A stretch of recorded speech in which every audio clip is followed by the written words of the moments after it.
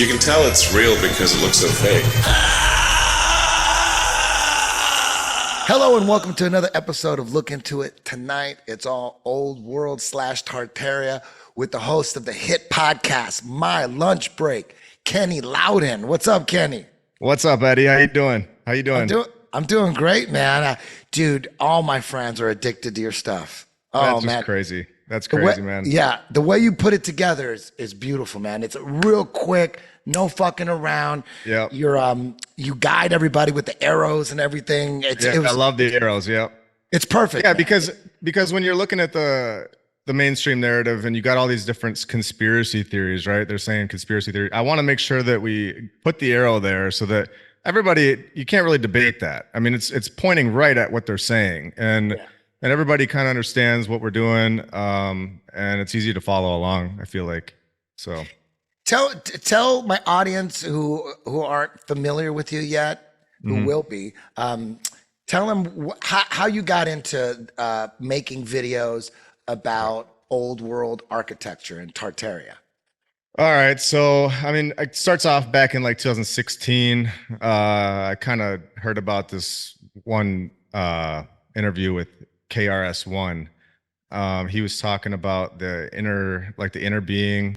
We're going to say rock star to ourselves without opening our mouths, without saying anything outside. We're going to say this to ourselves. We're going to say rock star to ourselves. Don't say it out loud at the count of 3. 1, 2, 3. Okay. Now the question to ask, if you've said rock star in your mind, the question to ask is, what voice is that? What voice just spoke? You just said rock star without moving your mouth at all. On top of that, you on top of saying rock star, you heard yourself say rock star. How can you hear yourself say rock star and no vibration of sound has happened? See, this puts a different perspective on what sound actually is. But if you said rock star in your mind or in your being is the true answer, is the true statement. In your being, what was that voice? What was the voice that spoke and then you heard yourself speaking? But these ears did not hear you say anything because your mouth didn't move. So the ears didn't hear it, the mouth did not move, but you spoke and you heard yourself speaking. If you close your eyes, you can see this better. If you close your eyes, you can still see this. What is the sight that can see your future? These two eyes don't see the future. These two eyes don't see the past. Yet, you can see your past and you can see your future. You can actually see your past. What is the sight that can see beyond time? It just kind of made me feel like, all right, so there's definitely more than what's going on in our reality. And then I got into ancient aliens, and quickly learned that was crazy. And then I found you actually on Joe Rogan's podcast one night, and I was just blew my mind. And I was like, all right. Oh my God, which one was it? What was I saying? I don't know. You were talking about flat earth and stuff. And I was like, all right, And I was like, it changed my whole life. And I was like, all right, so now I definitely have a lot more to look into. And then I kind of started video editing in like 2019. And it was for this company. I did that for a few years, and it sucked. So I just got to the end of the week every time, and they'd make you redo the whole video. And then so I needed a reset. So I stopped what I was doing. I said, I'm just gonna go do something stupid for like a year and just reset. And I went and put stickers on vitamins for like 8 months. Was this before the Scandemic? This is after. So I knew all about that, and I was just totally. I was watching all your stuff and X22, and I knew all about all that kind of stuff. So I was thankful for that. But yeah, so 2023. So I was like 2023.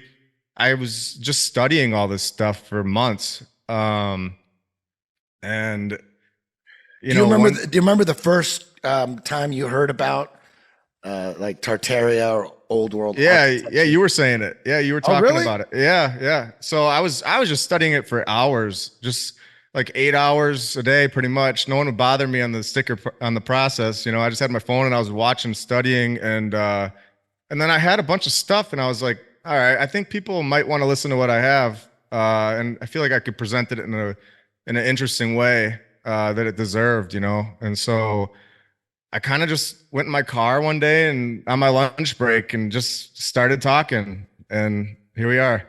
So you started that podcast literally on your lunch break. Oh yeah, that was definitely on my lunch break. Yeah, and what was the job? What was the job? Yeah, I was putting stickers. Yeah, I was putting stickers on vitamins and. Oh, wait a minute, that was your actual job. Yeah. I thought you were like putting stickers, like saying, no, open your mind. It's research flat Earth. You were putting stickers on vitamins, like vitamin bottles, like the labels. Yeah, like Now products. Yeah, and like vitamin D and all that. So I was just studying and hiding out for a while to reset. But I was thankful that I already knew how to edit videos. So I kind of got to that point where I was like, all right, I know how to edit, and I know that I know enough about this that I think I can make something fun and interesting. That's badass. If you had to explain to someone, how do you explain the whole scene, the whole old world architecture meltdown, and how do you explain to someone who's like, what are you talking about? And okay, what do you tell them? Basically, there was a previous civilization here that we're not being told about. And you can see all of their architecture in every single one of these cities all around the world. And they're saying these people were riding on horses and wagons, chiseling for, 1,000 years, but knocking them out in a year, all over the world. And then they give you these stories that are just basically, there's these same characters where you got like John and Frederick and his uncle, and his uncle's name is Frederick with the dog named Frederick. And they accidentally run into this building that's called the Frederick Building. And there it is for thousands of years, and no one will ever destroy it unless it's bombed. You know what I mean? It's kind of, basically, they're it's almost like like the United States was already here. There was already cities. Something wiped it out. Didn't wipe out a lot of their architecture, and that is what we're looking at. Like all these buildings are from a highly advanced previous civilization that is not mentioned in our history books. Exactly. And this research, I feel like, is just going to put an end to all of our history classes. I mean, when you start actually looking at the narrative, it's insane. I mean, you can even go into like the Great Fires. I don't know if you want to talk about that later. That's because basically what you do when I tell people about you, I'll say, this dude, your specialty is, at first I only wanted to know about the amazing structures like castles and cathedrals and all that in the West, because in the East Coast, people were here a lot longer. So I'd figure, forget those buildings on the East Coast. But what about these fucking crazy ass buildings on the West Coast in the 1800s? Right there, to me, like that's hard to explain. Like, the structures in Utah and in Washington State and San Francisco and all that shit. That's what I was into it first? Because the East Coast, I don't know. Europe, I don't know. You know what I mean? People have been there for a long time. Right, It was industrialized or whatever. So I wasn't really paying attention to any other buildings except the ones in the Wild West, you know? But then I saw your channel, and you're just going right into all of the motherfuckers on the East Coast all over and analyzing their story, which is every one of these structures all over the United States, and every city. They're in every fucking city. They all have like this similar story of how they were built, and they all had fires that destroyed them. It's the similar. So now I'm like, damn. It's real fascinating for me to look into like all the stuff you're doing, because there's endless buildings. They're everywhere. You can just pick any city, boom, and then you analyze their Wikipedia, and it's like basically the same story.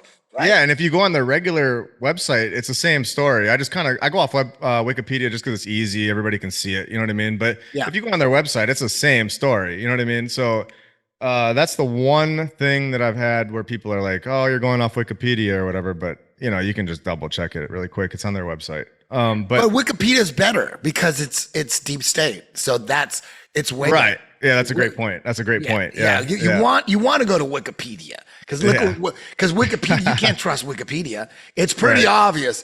You could trust Wikipedia like you can trust the mainstream fake news. Same thing. Same thing. Yeah, totally. And you know what's crazy? You brought up the fires.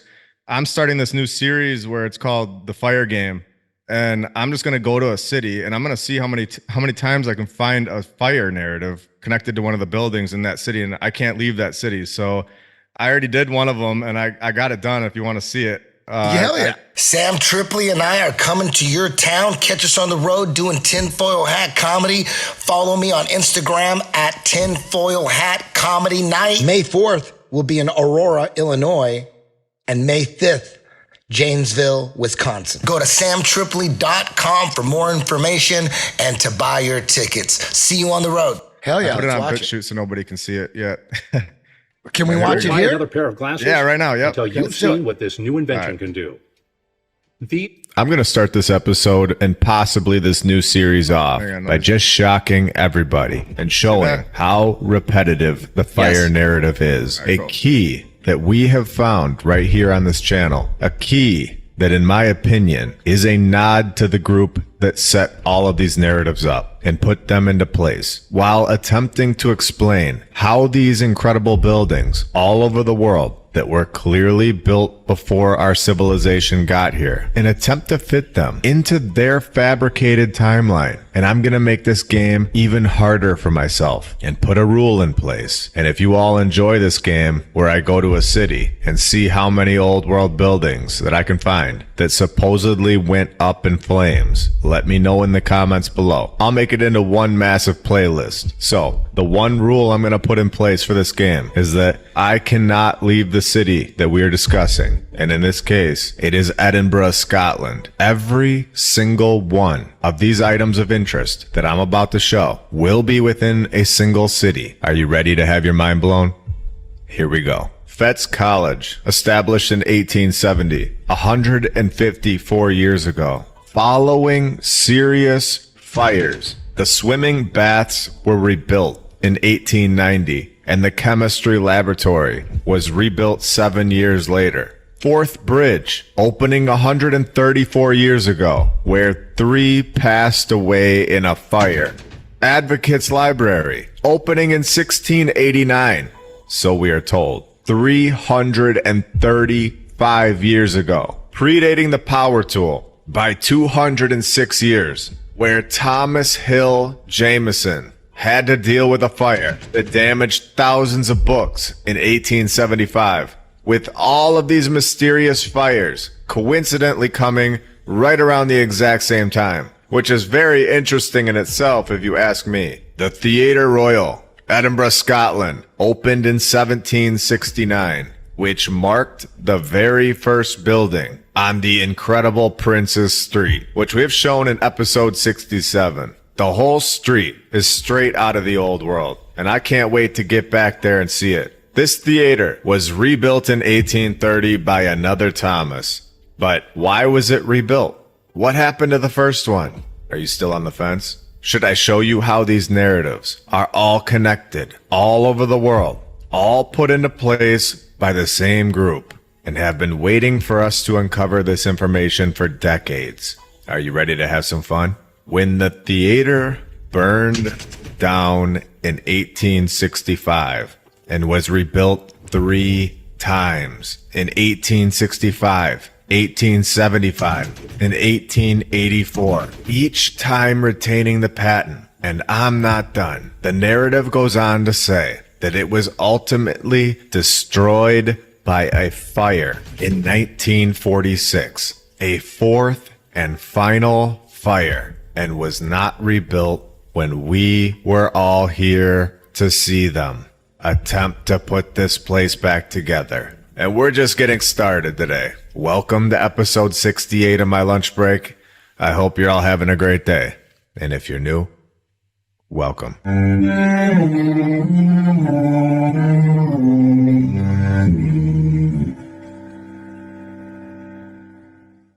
Greyfriars Kirk, when they found it in 1620, 404 years ago, in a time period where we have shown in episode 63 that the population worldwide was much smaller and much closer to 12 million people worldwide. Yet we are told that palaces with no power tools were going up no problem. No education programs, no shipping companies. All of this was not an issue. And the mainstream narrative thinks that we should all just overlook this and simply accept what they tell us every step of the way. Now, I understand that these numbers could be off slightly, but the overall chart that we are given by the mainstream history, this chart, it shows that the world population was basically nobody compared to what it is today. For thousands and thousands of years, telling us it was in the millions in the year 0, and then 600 million in 1700 worldwide. And finally, 1800 hits, so we can start being attracted to people, and we can finally have a kid. When this is complete nonsense in my opinion. To clear this up, I also don't think that we are told the true population total. But again, this is all in my opinion, and you are free to form your own opinions as always. So, found in 1620, after it was gutted by a fire in 1845. Another 1800s fire, yet again. Remember, every single one of these fires, all of these buildings, they are all in Edinburgh. So alarms should be going off at this point. Not every single Dunkin' Donuts goes up in flames. Yet, so many old world palaces that look like they're straight out of Disney Plus light up in flames. So of course, I'll keep going because we need to make sure that there isn't a single person still on the fence after this episode. Holyrood Palace, completed in 1678, where they just have to put this nod into the story. In November 1650, the palace was damaged extensively by a fire. Staying here in Edinburgh, of course, we now have the Inch House, completed in 1617, when another fire destroyed a grand staircase 45 years ago. And of course, no word on how that grand staircase was just lit up in flames. And we all know how often our staircases just go up in flames. No.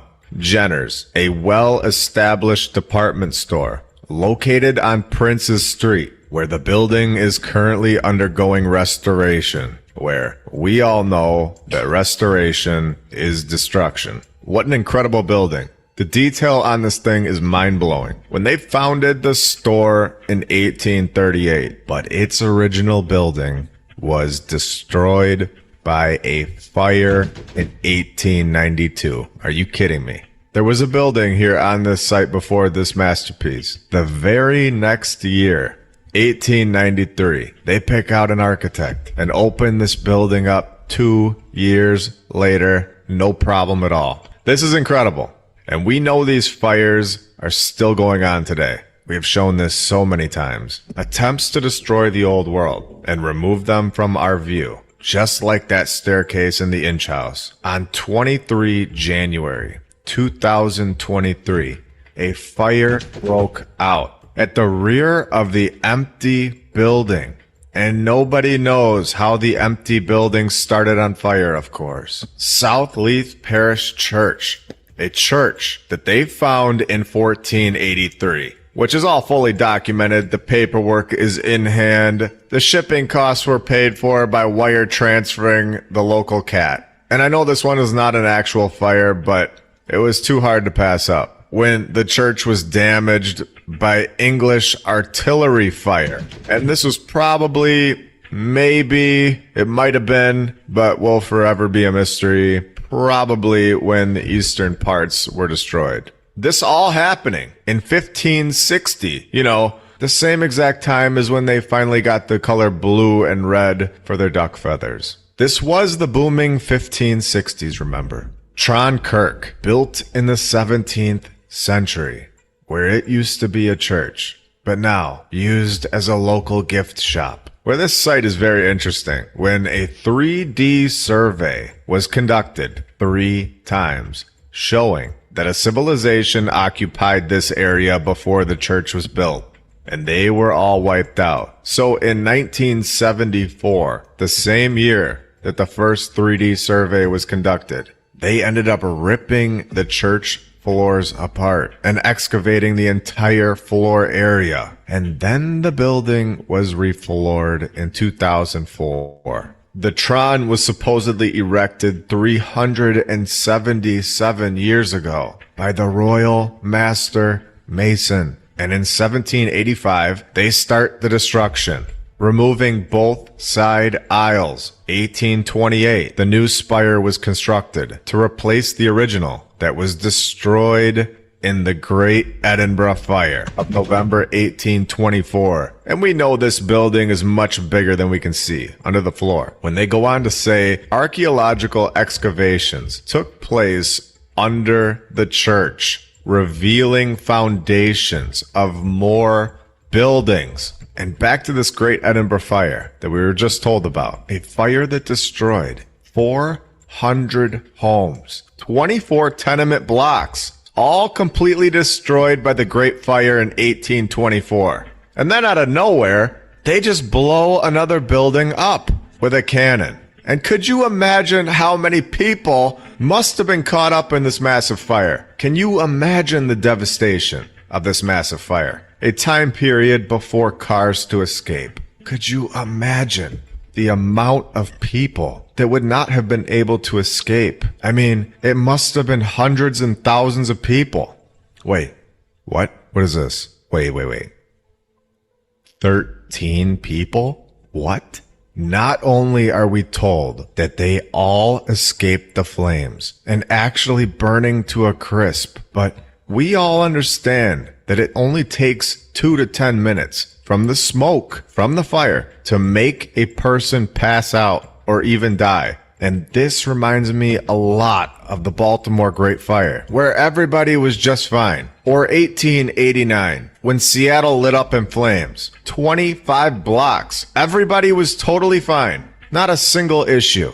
Or the Galveston Great Fire in Texas in 1885, where I guess everybody was just all professionals at escaping great fires. Master building architects and master great fire evacuators. Just incredible people in the 1800s. Okay, one more for fun. The Great Fire of Toronto. Again, nobody. We all understand that the mainstream narrative is giving us stats and stories that aren't logical. And we can even go over to this random tower, the Cramen Tower, still located in Edinburgh, where in the 1970s, they seemed to be in full panic mode. Excavating this place as well, finding more things that they call medieval, when we know that it was really from the previous civilization. And in 2011, it was damaged by a fire. The Edinburgh Festival Theatre opened in 1892. In May of 1911, a disastrous fire on stage happened, where 11 people backstage alone didn't make it. Yet nobody in these great fires had any issues, which we know this doesn't add up at all. The Iverleith House, where they tell us that construction began in 1773 and wrapped it right up 1 year later, 250 years ago. We are supposed to believe that this was normal. And of course, the city buys the house in 1877 after restoration work, following a fire. Now, I'm wondering at which point do alarms go off for someone that the mainstream history is possibly not as true as they once believed. And in my opinion, a massive lie to explain away these buildings that were not built by our civilization, hiding a massive population that had the tools and technology to construct this way all over the world. Are we there yet? Let me know in the comments below. I'm going to keep going just to make sure we have everybody on board for the future episodes. The Lock End House, built around 1820 until 2016 when a fire burned out the roof. St. Mary's Cathedral, Edinburgh, we are told was built in a single year from 1813 to 1814. And in 1892, a fire at the neighboring Theatre Royal that we talked about required them to make changes to this cathedral. Mayfield Salisbury Church, formerly known as the Mayfield North Church. It is located in a district of Edinburgh called Newington, built in just 4 years, from 1875 to 1879, nearly 20 years before the power tool, with extensive renovations carried out in 1969 following a major fire, which destroyed most of the roof. Even the South Bridge holds a fire, where in 2002, the Cowgate Fire destroyed a section of the original buildings. And remember, when they destroy these buildings today, when we are all here to see it, with a mysterious fire, do you think they get to collect an insurance check? Do you think that it also destroys the old world building at the exact same time?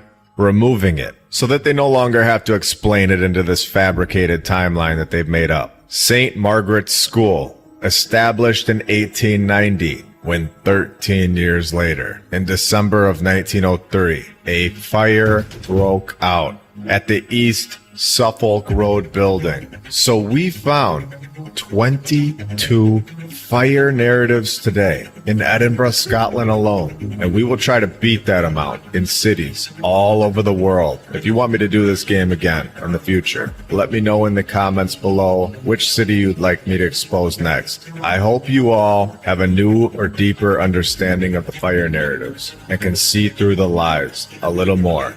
I hope you all have a great rest of your day. See ya. Hell yeah. Hey, can All you right, do can you do Cleveland? Can you put Cleveland on? Definitely. Yeah, I'll put that right now. Hell yeah, dude. I'm a big Browns fan, so. All right. I'm a Packer fan, so. Oh, shit. It was cool. I saw you had Rodgers on. That was awesome. Yeah, it's crazy. Stephen A. Smith. Oh, yeah? He did on his podcast, he was talking about Aaron Rodgers, because I think the mainstream media is going after him for Sandy Hook stuff. Right, yeah. And, so Stephen A. Smith is defending Aaron Rodgers. And saying, that's cool. And saying, hey, listen, where's the proof, CNN? Where's the proof that he said the kids didn't die or whatever? Right. And then he goes, well, he was recently on this Eddie Bravo Look Into It podcast, and these are all the things he talked about. And there's like, I saw that. Yeah. George Soros, Klaus Schwab. Crazy, right? They just attack him. That's crazy. I'm Eddie Bravo, founder of 10th Planet Jiu-Jitsu with over 150 schools and over 30,000 soldiers worldwide. Music has always been my deepest passion. Without that musical journey that I took, I probably wouldn't be here right now. I can't tell my music story without having my musical partner my whole life and best friend, Mr. James Watson. I said, I want to be in a band no matter what. Oh, well, there it is. I got to move to Los Angeles. I said, I got to go to that place. If this California is supporting metal. Me and James just started making music.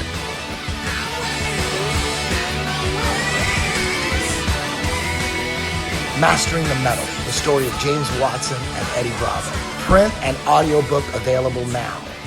Yeah, he talks a lot of truth. Yeah, man. Crazy shit. Yeah. I know. Yeah, I know. So the crazy thing about all these fires is, how do fires destroy stone structures? It's Exactly. crazy. Exactly. You would think that would be like an earthquake narrative or something, or Well, something. yeah, Something that would exactly. knock these things down or something. Well, you see, they have got like stone crashed across the road, Yeah. from that building. It's like, have you ever started a fire in your fireplace, your stone or brick fireplace? Has there ever been at any time any stone crashing across the road? Yeah. No, never, not one time. So It's I don't know crazy. what's going on with these fire narratives. I think it's a nod for sure. And I think what it is I think that it's, after everything I've seen, I think that it's, say you have got like a grandpa that did this narrative, right? He was the one that helped create this whole narrative, and you're in the group, right? So, this is just my take on it. It could be wrong, but I think that the grandpa put the fire narrative in so that the grandson knows which buildings are from the old world. You know what I mean? So all you got to look for is the fire narrative. Because if we weren't a part of that group, we wouldn't know what our grandpa was thinking while he's in that group. You know what I mean? Does that make Yeah. sense? So you think it's code? Totally. Interesting. I think it's a code. It's like letting people know. It's almost like I had Brian Dawson on my podcast yesterday, and I asked him about, because he knows, you know who Ryan Dawson is? Yeah. He knows a lot about JFK and the mob and 9/11. He probably knows more than anybody. And I asked him about like Freemasons. I go, who's more powerful, Freemasons or Zionists? And he was saying Freemasons are powerless these days, that they're like irrelevant, and people think they have power, but they don't. And I'm like, whoa. Well, that'd be shocking if they have no power. I mean, I think, like, so for instance, I've got this article. It's on my phone, but I can send it to you. But this Parliament building went on fire, and it exposed the Freemason Lodge underneath the Parliament building. And they came out and said that the Parliament building is on their land. So could you imagine if that's the case on most Parliament buildings, if there's a Masonic lodge underneath most of them? I mean, that would be pretty crazy. You know what I mean? Yeah. And there's a video out called Nazis versus Freemasons. And it's made and produced by Freemasons. It's a pro Freemason YouTube channel. Wow. It's pro. Wow. So basically the video is like, hey, we're Freemasons. People think we're evil, but we're not. Yeah, we're into like, some Crazy stuff. spiritual stuff and all that stuff. And we know a lot of shit, and we know the secrets to life, and we do witchcraft, I guess, or whatever, but we're good people. And they're like, we're good people, and we've been maligned and misunderstood.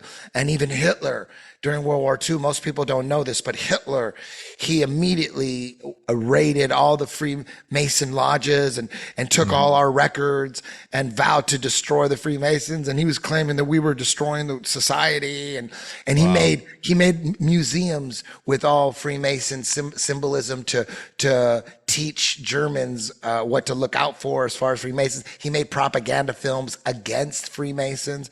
And I'm like, I had no fucking idea. I thought he went after Jews. Yeah, that's what I thought. Yeah. And the Freemasons are saying, can you pull that up real quick, Hibbler? It's just punch in Nazis versus Freemasons. And I was like, wait a minute. Hitler went after Freemasons? Whoa. Yeah.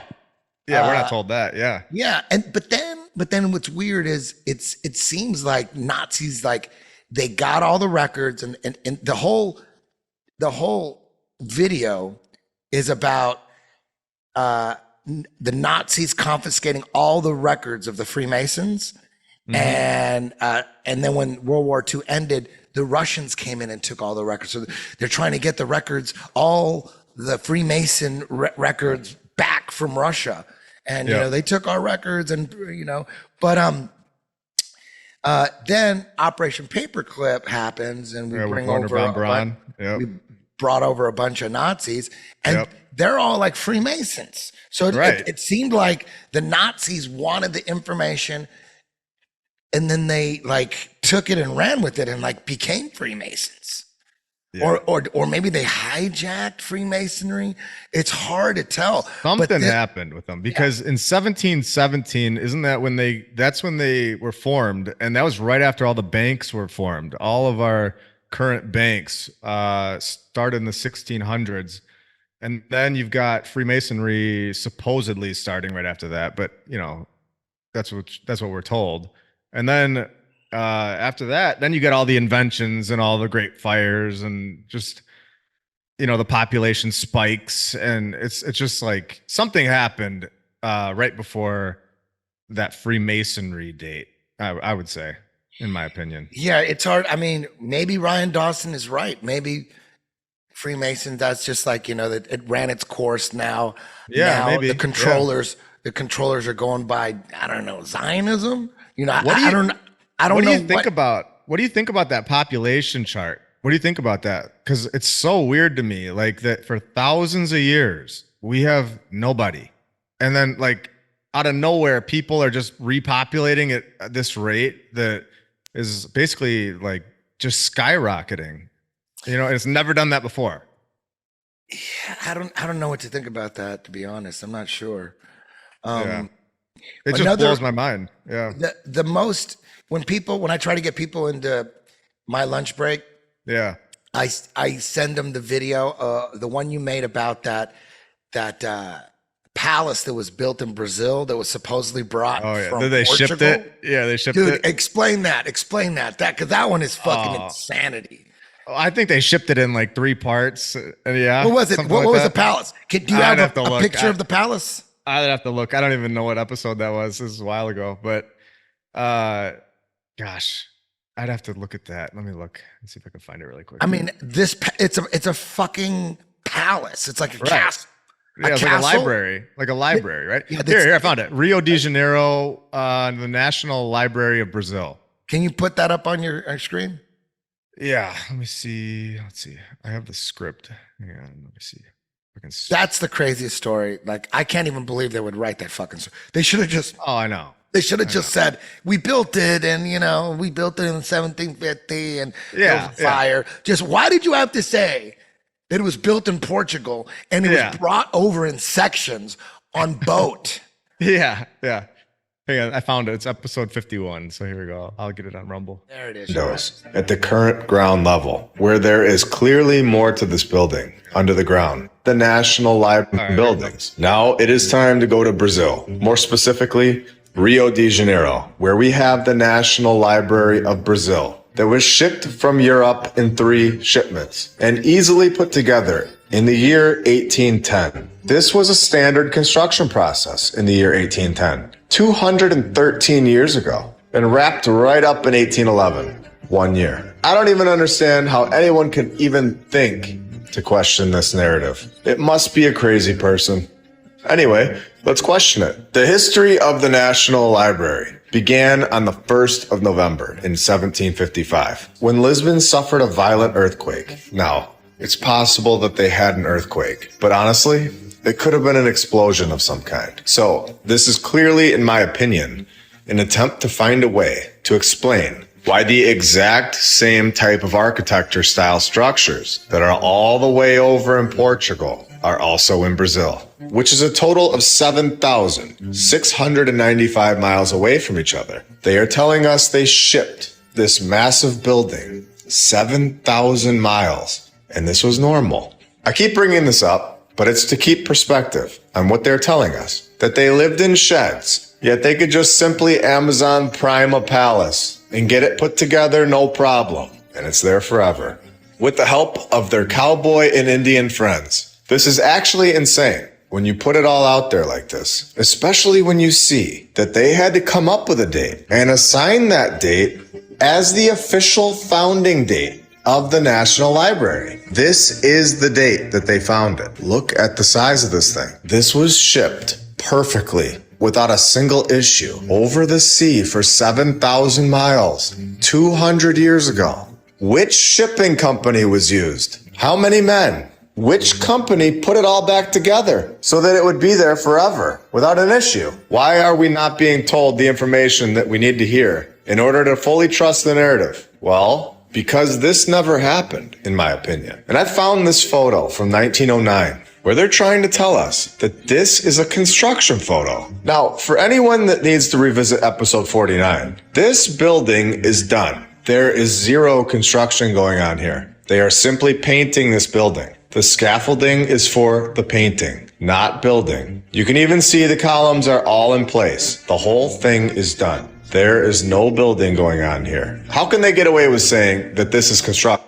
Hey, check out these things right here. Can you see my mouse? Yeah. This is our construction right here. You know what I mean? With the wood. Yeah. Yeah. Yeah. Little shacks. When it's clear.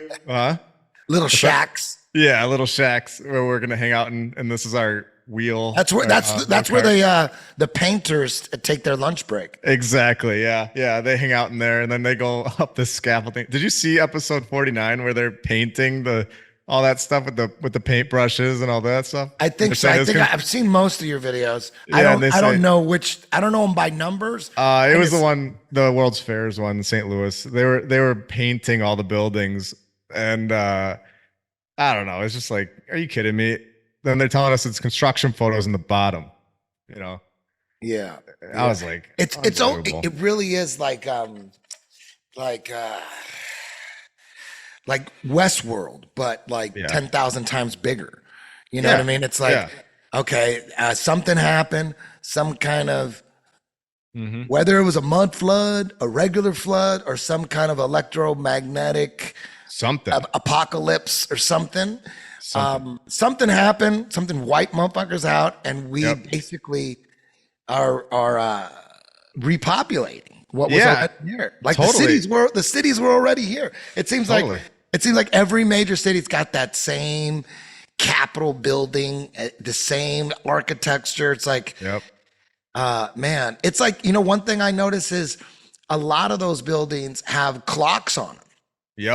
Yep. And who the fuck is running that clock? How is that clock working?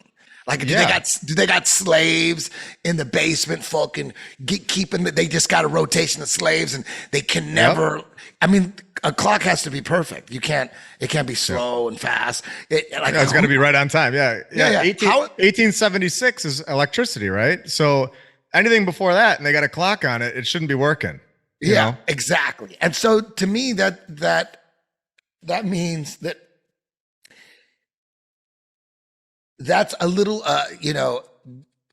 that's evidence that those buildings were actually power stations and taking electricity from the air.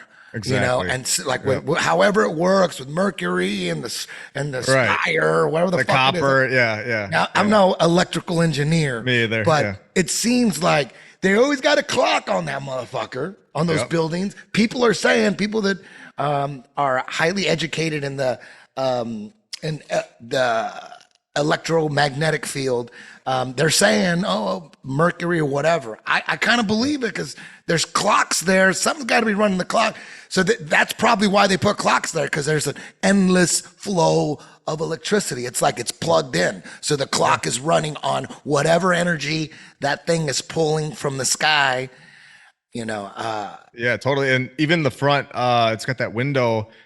I don't know. I've heard a lot of theories on the windows, but they're everywhere. There's a circular window on the front of the basilicas and churches all over the world, and they're all the same. They have like different designs, but I don't know. Sometimes they look like a clock to me. The way the sun probably comes in. I just don't know if we even know what we're reading really, with these buildings. I think a lot of these cathedrals and these basilicas, they are for capturing energy. Yeah, it seems. I've heard a million times people going, "Oh man, you got to go to Italy or you got to go to like Israel," and then you go into these structures and they go, "Dude, you could feel the fucking energy, dude. You go," and I'm thinking, okay, you're just tripping. You're just like, you're just like You're just like tripping yourself out. You could feel the energy, you know what I mean? Like, okay. Yeah. I had friends like, dude, you walk into this fucking cathedral and you feel and I'm like, okay, dog. All right. But now I'm like, damn, that's what they're feeling. They're actually feeling real energy. Totally. Real crazy shit. I was just in New York and the St. Patrick's Basilica or St. Patrick's Cathedral. I walked in it and I was like, I mean, you could just feel it. So you can feel it. Oh yeah. I mean, you're in a building that doesn't belong in our timeline. You know what I mean? Yeah. There's something going on in there. And also you can see everybody on the street, you know, they're not aware of this topic, I'm guessing, but they all understand that this cathedral or this basilica, they understand that it's really something incredible. You know what I mean? It's not like you have to tell them. They just don't have context. You know what I mean? They don't understand, you know, the backstory of these. Look at that circle thing. You see it on the middle? I want that upper body clench. That's what I'm going after. With the underhook, looking for double underhooks. That's a juicy ass clench. Perfect double underhooks. You're on your side. Boom. That's all perfect. That's huge. In my game, for me, I'm like, I got this motherfucker. First fight in Abu Dhabi, 2003, against Gustavo Dantas. I got right in and got perfect double underhooks. I'm like, oh my God, I had him in a lockdown, perfect double underhook, really quick. He just gave it to me. And I was just sitting there going, oh my God, he just gave it to me. That was just off a front headlock, 100%. Push into him, you want to smash him, and then jump on that leg. You want to rush them, so they don't have so they're off balance. You jump on that leg, you hook that leg, you're gonna take their back or put them in the truck. Either one. Does that make sense? Yeah, right there. Where's this at? In Chicago? No, that's New York. Holy shit. Look at the size of those doors. You know, I'm telling you, I don't know if people were the same size back then. Yeah, it seems like things were a lot bigger back in the day. Like, why would you build a door that big for somebody so small? Yeah, like that looks like Harry Potter right there. I know. Yeah, you go to Hogwarts, the Harry Potter land at Universal, you're getting ripped off. Oh my God, are you? Yeah, totally, dude. I'm like my son and my wife are so into Harry Potter. They've watched every I don't know if there's 8 or 9 of them. They love that shit. I haven't even seen one. I can't handle it. I'm not into. I'd rather fuck with Lord of the Rings. But Harry Potter's hard for me. But my son's so into it, kind of growing out of it now. But when he was into it, when he's like 8, dude, we live right by Universal Studios. We'd go like on a Wednesday, every other Wednesday, we'd just have a season pass and we'd go for a couple hours and he got that fucking brown Obi-Wan Kenobi cape. Yeah. You know what I mean? Like that wizard's cape. And he had that wand and he goes to Harry Potter land and he's like, you know, casting spells and shit. And I'm like, fuck, you know, cause I haven't red pilled him yet. I don't want him to start getting paranoid, and I want him to enjoy life. Like there's nothing wrong. Like during the Scandemic, he barely even knew there was a Scandemic. Yeah, we never really talked about it. And when we did, you know, we drive around and, you know, we'd see someone with a mask and I'd make sure I made fun of that person with the mask. So that totally. Like, dude, especially alone in their car. Yeah. Yeah. And I would, like, in front of him, I made it a point. I go, look at that retard. Look at that. And me and the wife would laugh at the retard so that he knows, dude, I do not want my son coming home from school wearing a mask, you know, because I know some people that have kids and the kids were all into the mask and they're scared to death and they're looking at and the parents weren't. But the parents didn't want to, like, you know, force them to take off. They go, I want to wear my mask. Yep. You know, the kids thought the parents were being irresponsible and stupid for not wearing masks. Even my son, he was in daycare at the time, and they were making him wear a mask, and we just yanked him out. We said, "You're done." I transferred my son. We found a school an hour and a half away. Wow. A Christian school that they didn't make the kids wear masks. That's where he went to school. Yeah, definitely. During most of it, like there was no way I'm gonna fuck him. Any story we went into, he never wore a mask, and that every now and then someone would complain, and we just walked the fuck out. Yeah, I ain't no putting way. on I'm not gonna put a mask on my son unless it's like Never. like you have to on a fucking airplane. You know what I mean? Otherwise, Oh, they'll I put know. you They on- were so strict on the airplane. Oh my god, they got you on an airplane. They got you because they'll put you on that no fly list.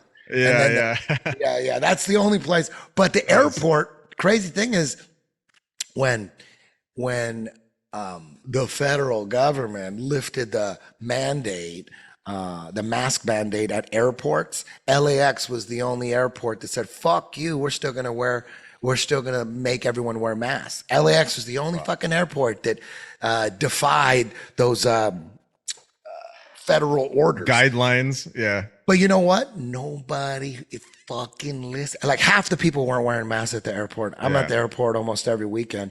And they had every 5 minutes, they had a PA announcement saying, wear your Make fucking sure you wear your mask. wear your fucking mask, cover your fucking nose, you know, and you didn't have to. Nobody was enforcing it. Nobody was enforcing. Half the people had masks, half the people didn't. There's all these big, gigantic LCD screens with fucking people with masks. Oh, it's crazy. Yeah, it's crazy. And everybody it did their own shit. Right there, you realize, like, damn, they don't have the power. The people have the power right there. Yep. And they tried to bring the shit back last November. Remember that? They were bringing it back. That shit had no legs. That shit was nowhere. They were bringing it back. They were trying to. That shit's over. It's almost like it's crazy because it's almost like you could do it once, but the next time. Oh yeah, for sure. Yeah. That's the crazy thing about it is that's like the idea behind vaccines, right? Yep. Is you give it to it like you give them a fake one or like a dead virus to get your body prepared for when the real one comes, right? That's the same thing. They kind of vaccinated themselves. You know what I mean? Because now you used it once, dude. You did that lockdown shit once. It's over. Try it again. It's not going to fucking work. No, I want them to not try it gonna again. We might need it. You need to try it like once or twice more. Just because then, so that people realize, like, damn, look what they're fucking doing. They're talking about disease X, like, dude, like it on the streets. If you couldn't figure that out on the streets, you'd be dead. You'd be Totally. dead. You couldn't figure out your opposing cartel or whatever saying, hey, there's going to be another fucking pandemic coming. Right now, we're going to call it disease X. We don't know what we're going to name it, but it's coming. Like on the streets, that dude's family that said that is dead. They're just fucking, no one's going to believe that on the streets. No way. It's so obvious that this is bullshit. You're talking about disease fucking X. You don't even know, it's coming. Oh, yeah, we're going to have another one and it's going to be worse. Oh, it's going to be deadly. It's going to get kids now. Like, get the fuck out of here with that shit. I'm so happy now that it's all over that we went through it. Oh, my God. Oh, me too. Me too. We had to go through it. I learned a lot about the people that were around me during that time period. I learned who not to really hang out with and who to hang out with. I know who's my real friends and who are not my real friends, you know? Yeah. But at the same time, I understand the indoctrination. If you're just, you know what, admit you were fucking wrong and we're good. You know what I mean? Totally. Admit No, you're not like fucking that. wrong. Say, sit me down and say sorry about that shit. Yeah. No, otherwise, you know, I can't trust you. Yeah. I mean, like, honestly, it's not gonna, I'm not gonna cut them out of my life, but I'm saying, like, I can tell who's thinking and who's not. I should have said it like that. Yeah, who do you trust fully and who you don't? Yeah, because if you believe all that shit still, we can't really hang out that often. We could be cool. We'll talk about football. Real football, easy stuff. Dude, football is so important, or any sport like baseball, because I know a lot of people that if football didn't exist, if I wasn't into football, we'd have nothing to talk about. I agree. Football. Yep. Yeah, as soon as you know someone's like really into football, like, dude, we could talk for a couple hours now. Yeah. We don't have to. You could believe in mass or whatever, but football is huge, especially for families. Yeah. Oh man, my family, big ass Mexican family. Everybody got their football team. Oh, he likes the Dolphins. He likes the Steelers. My uncle likes the Chargers. Everyone talking about their teams, and that's a good hour and a half of conversation right there. Totally. Yeah, you got fantasy football and all that. Yeah. Oh shit! I played fantasy football once my whole life. Yeah. Because I don't want to root for anybody that isn't on the Browns. I don't give a fuck. I hear you. Yeah, I hear you. I don't want to root for anybody that's not. I don't care that I might fuck the fantasy. I'm with you. Yeah. And But my son's baseball team, all the dads, I say, hey, let's do fantasy football this year. And I'm like, I never did it before. I go, okay, but I'm going to pick all the Browns. I picked everybody on my fantasy football team were on the Browns. And I was in last place. Oh, that's funny, man. Yeah. I was like, I don't care. It was $100. You take that $100. I'm not going to be rooting for no fucking Minnesota Vikings or shit. I ain't doing that shit.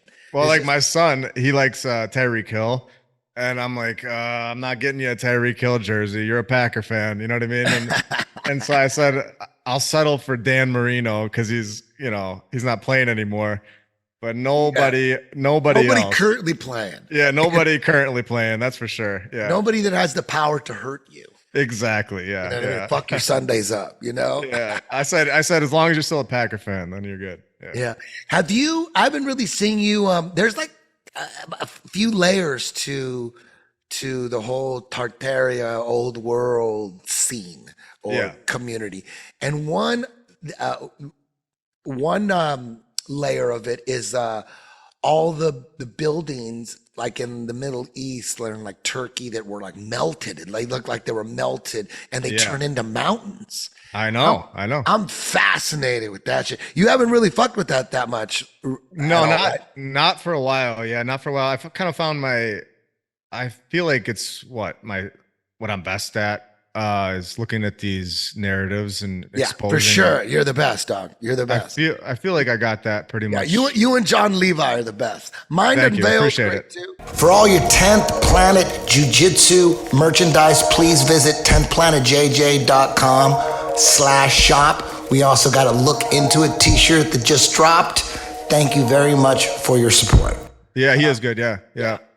I appreciate that. I strategically went on like fighting the New World Order, man, is like fighting Mike Tyson in his prime. Yeah. You can't just fucking throw haymakers and go forward. You're gonna get fucking clipped. Definitely. Literally.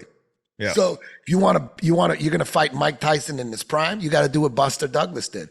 You got to use your footwork. You got to use your jab. You got to have strategy. You got to have head movement. You can't just go forward and throw haymakers or you're going to be in a coma. You know, so same thing with the New World Order. It's like if you go throwing haymakers at the New World Order is going after the shit that they already own. There's certain things that they own. They already own it. You can't fuck with it no more. They already own it. You know what I mean? They own a lot of things. If you go after it, you're just asking for a fucking waterfall of bullshit. Yeah. You know, and it's usually like current things that are happening. Exactly. They'll go after you. So, but they're not really going after buildings at this point, like old world stuff. That's not high on their priority list, but it's connected. It's all connected, but it's not hurting them directly in the near future. So they're letting people talk about old world stuff, Tartaria, flat Earth, like flat Earth. They're getting a little bit annoyed by flat Earth now. You know what I mean? Yep. But they're not really flat Earth. They're just thinking about, the controllers are just thinking about not getting busted for Epstein right now. You know what I mean? They're like, that's the main thing, the Epstein thing. And then, you know. And then you got, what's Maxwell? She's never had anybody. She didn't give anybody to anybody. You know what I mean? Exactly. Yeah. And then all the stuff with Trump and like the latest shit, like the border and all that's what they're all focused on. The election, like what affects the election. Old world doesn't affect the election, and all they're thinking about is the election. So what I do is I'm like, you know what? They're not worried about old world. It's like we're still a way to wake people up. It's like we're attacking their feet. Yeah. We're attacking their hands. We're not attacking their head. We're not going after their head. We're going after their fingers and we're going after their toes. They're just worried about their head right now. But you take out their hands and their fingers, take out their toes. And then when it's time to go head on, boom, they got so many people are awake. You know what I mean? Yeah. Exactly what you said. It's a way to wake people up safe. And then once you have them, you could have a total libtard look into like Tartarian old world, get that. Now they got that. They still believe all the bullshit on CNN, but they're looking into old world stuff. That'll wake them up to all the bullshit later. Yeah, they know there's an issue somewhere, so there's got to be, you know, other things to it. You know, I mean, once you know there's one lie, normally the liar isn't so truthful. You know, you got a lot. Exactly. A lot of lies. Yeah. I strategically mentioned John Levi on JRE, and I strategically mentioned you. That was no accident. I appreciate that. Yeah, thank you very much for that. You're doing such great work. People need to see this shit. And I know one little plug on JRE. I mean, how many did you feel a big surge in followers on subscribers? Yeah, in the first minute, I think I got 1,000. And then it kind of went up from there. But yeah, it was like, I was like, what happened? And I had to look at the comments, and everybody's like, dude. Oh, Eddie Bravo mentioned you on JRE. I was like, all right, that's awesome. Yeah, Curtis from 10th. Very happy. Thank you. So are you in contact with Curtis from 10th Planet Austin? Yeah, I saw he bought a bunch of merch. I was pretty happy about that. He seems like a cool guy. Yeah. Oh no, I thought he was making your merch. He bought the merch. Yeah, he bought it. Yeah. Yeah, because he makes merch too. I thought, oh shit, he's making merch for my lunch break. That's awesome. He could probably make it better than I can. Yeah, I just put it on like Spreadshirt or something like that. Is it like it's like one of those things that you have no inventory? It's just drop ship. Yeah. Oh, that's easiest, most convenient way. Yeah. Yeah, but yeah, dude, I can't tell you how many people in the jiu-jitsu world I turned on to my lunch break, and nobody regrets it. That's cool. Endless. I tell anybody that's even if they're just half awake, I go, just get on my lunch break, watch any video, and then you're gonna get addicted. You're just gonna. I get disappointed, like I'm like running out of fucking. Oh, I already seen that one. I'm running out of shit. Yeah, that's crazy, because when you're right, it's not hard to find any new stuff, you know? So it's like, if we were wrong, we wouldn't find any of this stuff. It would be like, all right, I got a couple episodes and that's it. But you can find hours and hours and hours of it because we're right. And that's what I think. But, you know, it's just, I could go to almost any building. I got to show you this. There's a hotel, it's called the Caledonian Hotel in Edinburgh, Scotland. And the architect's name is John Moore Dick. I'm like, are you joking? Can you pull that up? I was like, are you joking with me right now? Like, I'm like, how much crazier could it get? You know? Let me see. Let's see if I can pull this up. I got it. All right, you got it? Yeah, I see it. All right, cool. Okay, right here. The architects of the hotel were John Moore Dick. You're like, how are we believing this for years and years and years? You know what I mean? Yeah. Like what is the most fascinating structure in the United States, in your opinion? Which is the craziest one, like in the United States?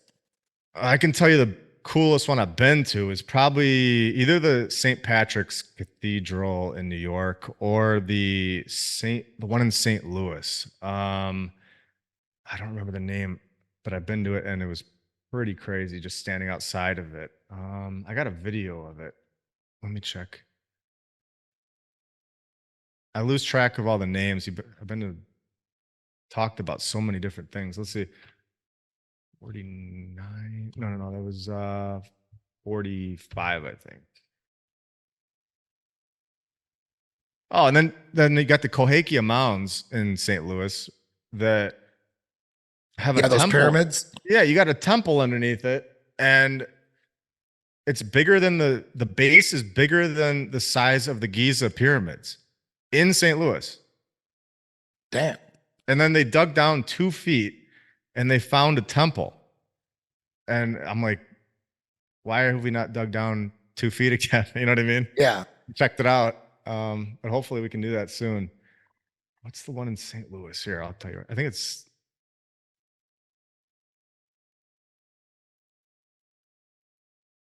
Oh, it's just called the Cathedral Basilica of St. Louis.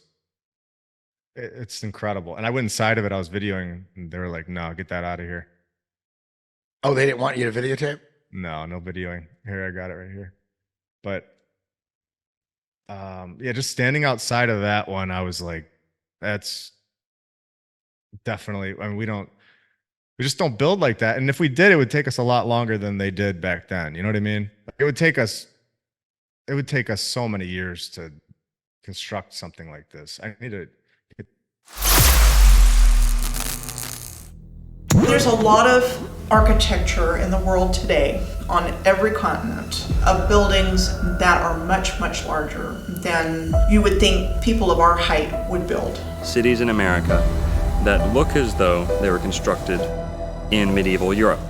The outside's incredible, but the inside is built like a palace. I'm not sure if there were even any schools of architecture back then. How did they know how to do this stuff? We're at the pinnacle of our civilization now. This is the best it gets. The best we've ever done. Look at the quality of these walls. Now you'll go through a neighborhood and every home looks the same. Had we known we're going backwards, everyone would be pissed. As an architect of 20 years, I like to look at a building as telling its own story. I like to say that stones don't lie. And they're giving us timelines of like a year.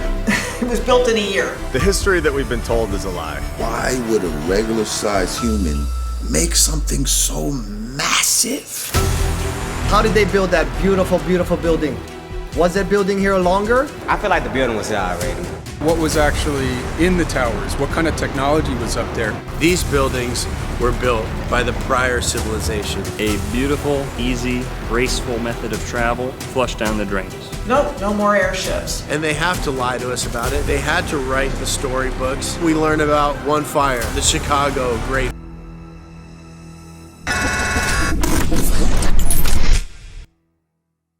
Yeah, but the Great Fires, I think that's the craziest thing I've found. You've got here, I got them written down right here. I've got the Seattle Great Fire in 1888, where 120 acres were destroyed and nobody died. And then you got the Baltimore Great Fire in 1906, 1,526 buildings gone and nobody died.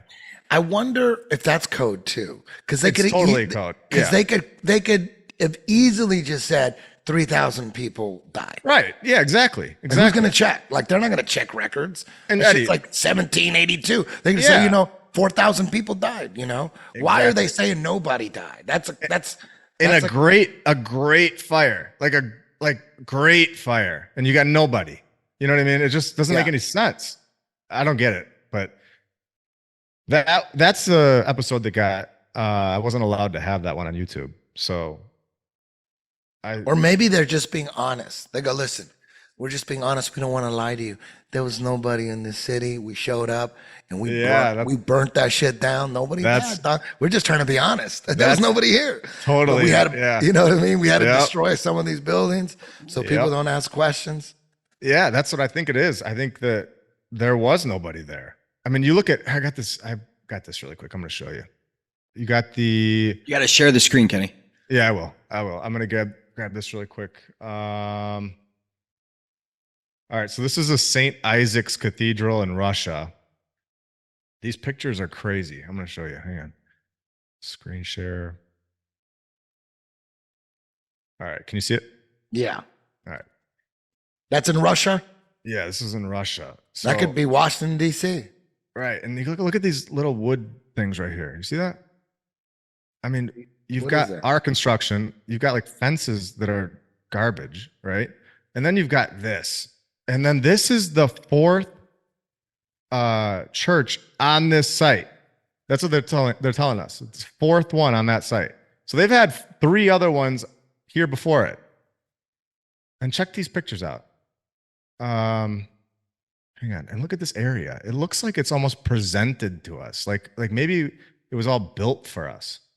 Like, look at that. Nobody's there. It's all just perfect. It looks like it's like ready to go for us. It's weird. You know what I mean? Dude, that would be such a great movie, man.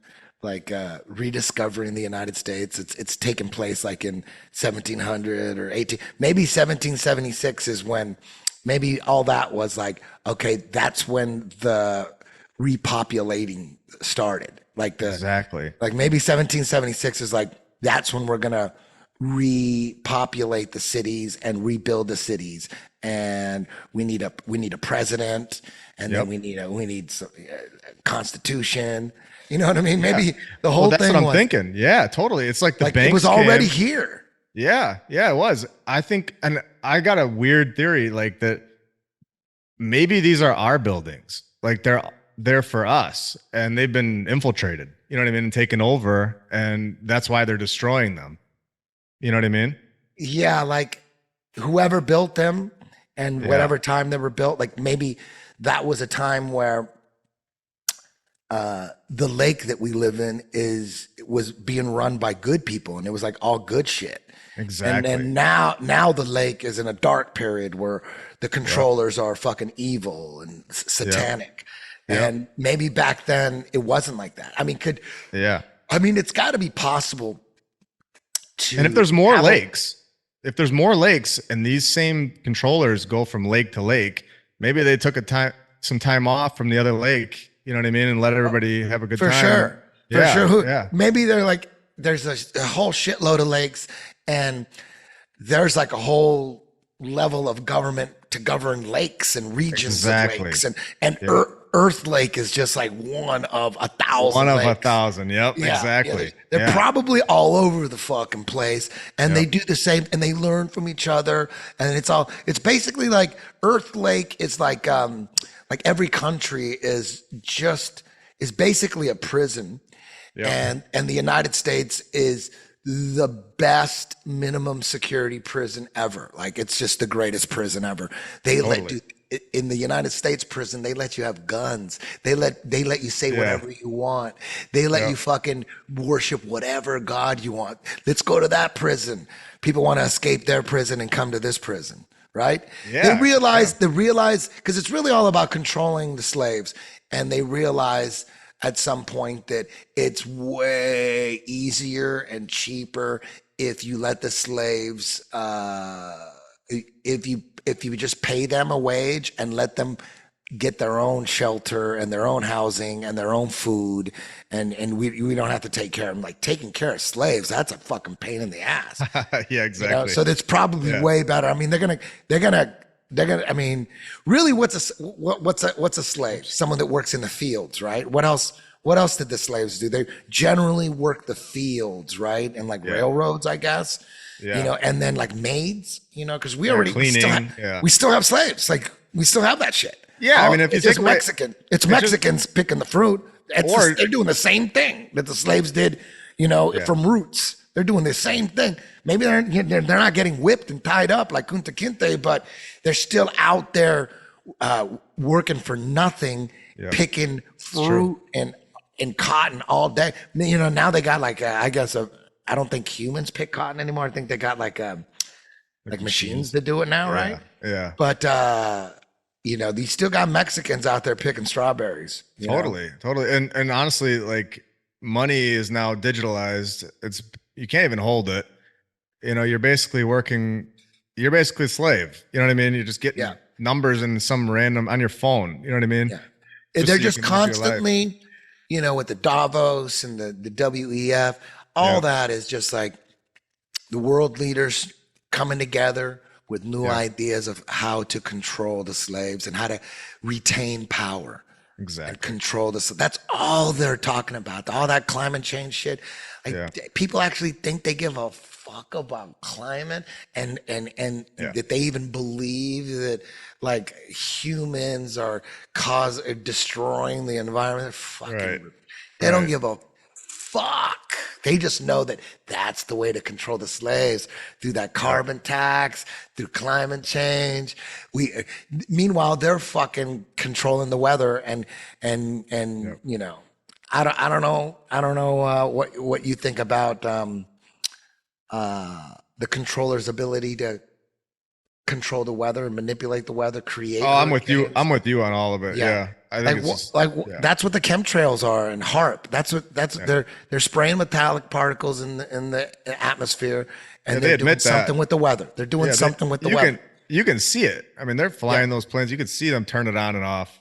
You know what I mean? Yeah. We got video. So We've got video of it. They turn it on and off. It's not about how high in the air they are. Yeah. You know, that's the excuse sometimes. It's like, oh, they're so high in the air that it makes that condensation. Yeah. No, if it wouldn't just turn on and off right at that exact time when you're videoing. You know what I mean? If I was controlling the world, I would be spraying the skies for 2 reasons. One reason, to manipulate the weather, spray the skies with metallic particles, turn that harp on. They know what the fuck they're doing. Oh, yeah.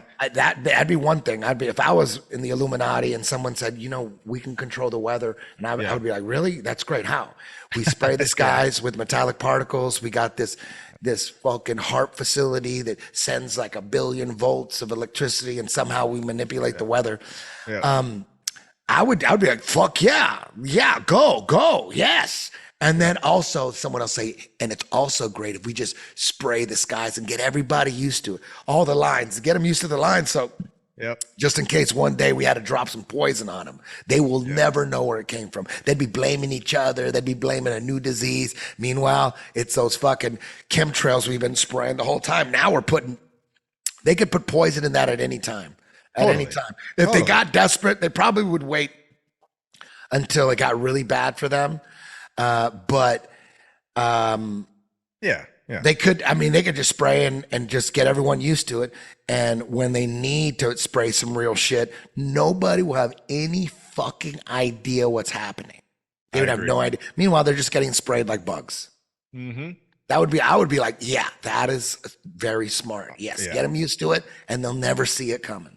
Totally. And I've got another, you brought up, all this kind of stuff where you can wipe people out pretty quick. I've got a theory that I haven't really heard out there, but I've been thinking about it a lot, is that a lot of people are sending their DNA into these DNA, they're going to tell you how old your family is. Yeah. Like you're part black. Yeah. Like they care what your family is. You know what I mean? Yeah. Yeah. And so you got that going on. You got millions of people probably doing it now. Right. Yeah. So I was watching, I think it was Stranger Things, and one time they burned part of it, and it was actually like affecting the other part, like the main part. I know it's a TV show, but I don't know. Like, I wonder if they could remote control your DNA that you sent in willingly. Like, who knows what technology they have? To fuck with your DNA 100%. in that lab, and it could affect you. Yeah. Who knows? I don't know. But if you want to turn off a population pretty quick, I wouldn't send my DNA to that place. Yeah. I didn't send my DNA into, 23andMe or Ancestry.com. But before all that shit, at the beginning, I had a student said, hey, dude, if you spit into a cup, I got this place. They're going to They're going to figure out all this shit. And I did do that, but it was way before it became mainstream. So I'm like hoping like, damn, maybe those early samples, they don't have those early samples. Shit. And it's just like spitting on, a cotton swab or something like that. It's so weird though, if you think about it. I know there's a way on 23andMe, if you did send it in, you can like tell them to throw it away. I don't know if that'll work, but I just don't. That won't work. No, I don't think so. I don't know. Dog. We got you. I don't know why anybody would send their DNA in for something like that. I mean, who cares really? I think it's deeper than just seeing where your ancestors are from. You know what I mean? That's just my take on it. But I hope I'm wrong on that. But yeah, lately you've been really into something that's super fascinating to me, is the idea that there was a giant continent in the middle of the Pacific Ocean called Mu. Yeah. Tell my audience about that. All right, so there's because you think about it, there's these fucking islands in the middle of the Pacific. On a globe, you look at the Pacific Ocean, it's like half the fucking globe. It's just like this vast ocean. Massive. Yeah, massive. And then there's a couple, Hawaii got like 5 islands, and then you got like Tahiti and Guam and shit in the middle of nowhere. Like Easter Island, middle of nowhere. Doesn't make any sense, right? How in the middle of the fucking Pacific Ocean, the biggest ocean, there's like these islands. Like, islands are land masses that are peeking out of the ocean. Like, how the fuck does that happen? Yeah, well, and it's connected to Easter Island too. So you've got Hawaii, Easter Island, and then you've got this massive spot in the middle of the ocean. Can you put up a map of Mu of like what you show on? Let me see if I can find on this. your channel. Yeah. Because that's right there. That's crazy to me, right there. It makes sense. Like, well, and it's a no-fly zone. Yeah, yeah. How easy is it to hide continents? Yeah. I mean, it would be like, how would anybody know if you're not allowed to fly over it? And everybody, flying in commercial or even airlines. The boats. I think the boats circle around it too. Really? That makes yeah, sense. I'm pretty sure the last time I checked, there was no boats going in that area.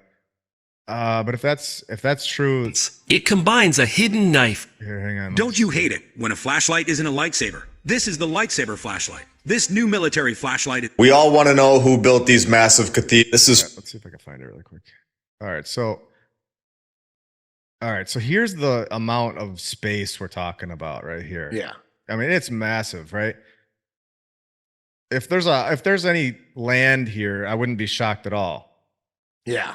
You know, it wouldn't. There's probably land all over the fucking place that's not it's not on maps. Oh, exactly. Or yeah, further away too. Yeah. Let's see here. One specific location that holds all of this technology, flying crafts, marble structures, everything. Who's to say that the group of people that found this location, or the remains that were at this location and are in control today, who's to say that this group wouldn't hide this location that is the stem of all information? Yeah, and here's the map they always show us, right? With United States over here, and the time zones are all weird over here. You know what I mean? Yeah. You've seen the time zones, right? Yeah, it's like all jagged and it's not a straight line. It's like something weird is going on over in this area where they're breaking the map off on purpose.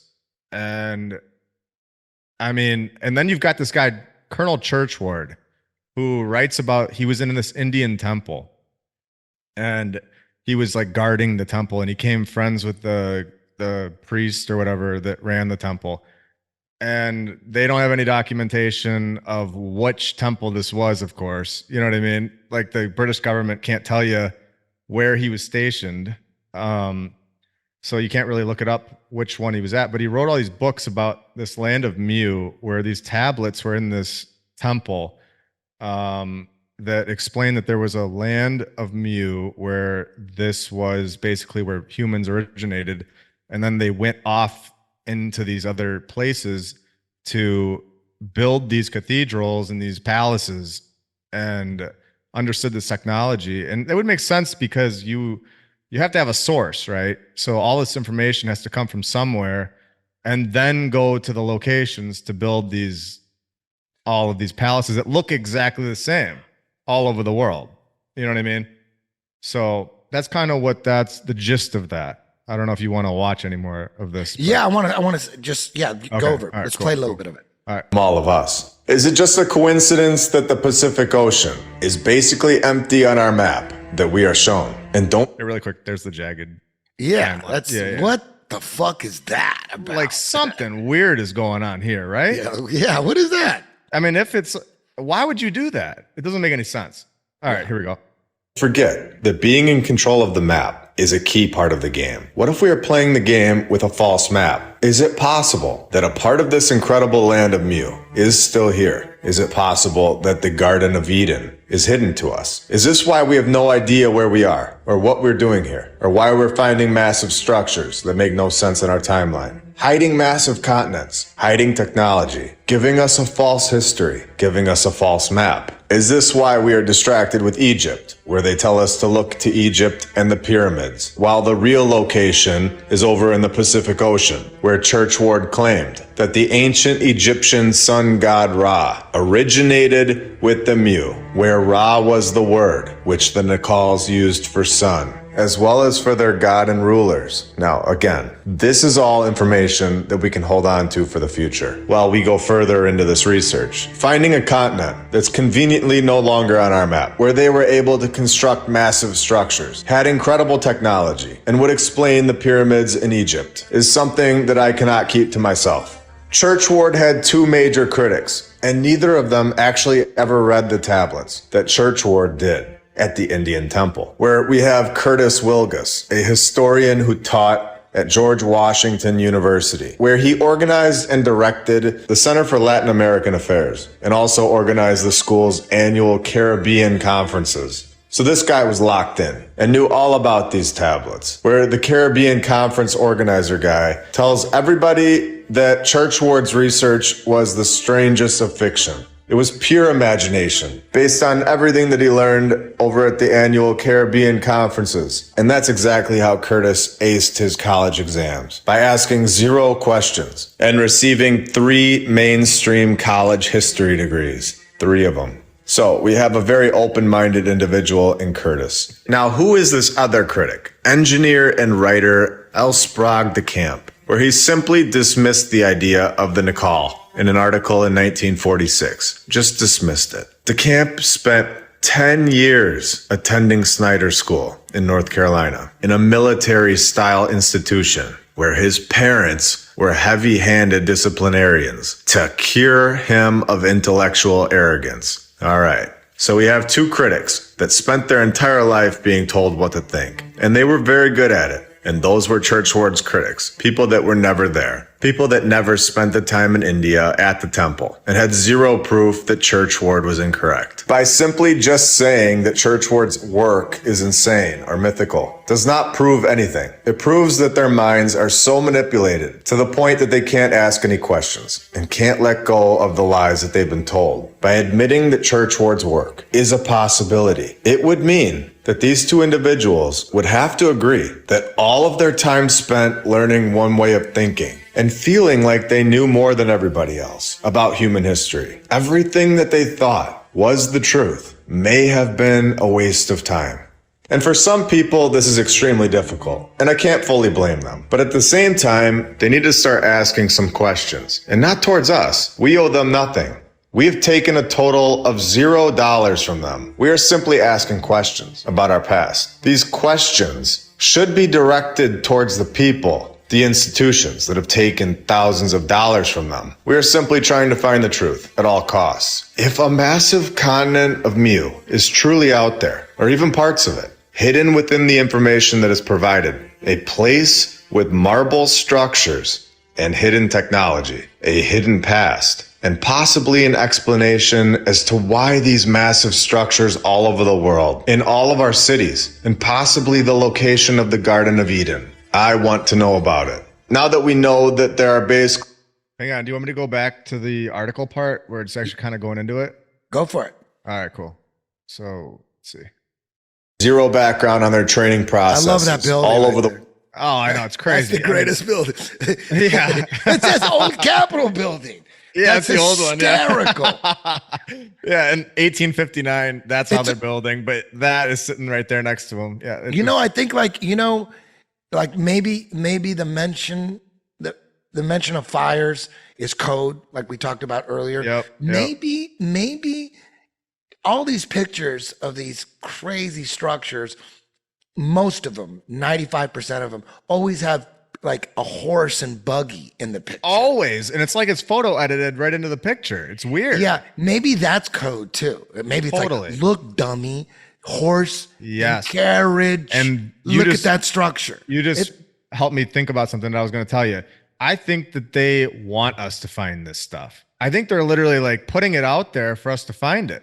And, it might be that we like are they're testing us to be like, yeah, hey, let's see how many times we have to do this for them to find this stuff, because it's like, how much clearer could it get? I mean, you get, like I showed earlier, 22 buildings in the same city that have a fire narrative, and I'm going to go to the next one and it's going to have another 22. And you know what I mean? And by the time I'm done with it, it could have thousands of fires. And then you got the photo editing stuff. It's just like too much where you're just like, there's no way.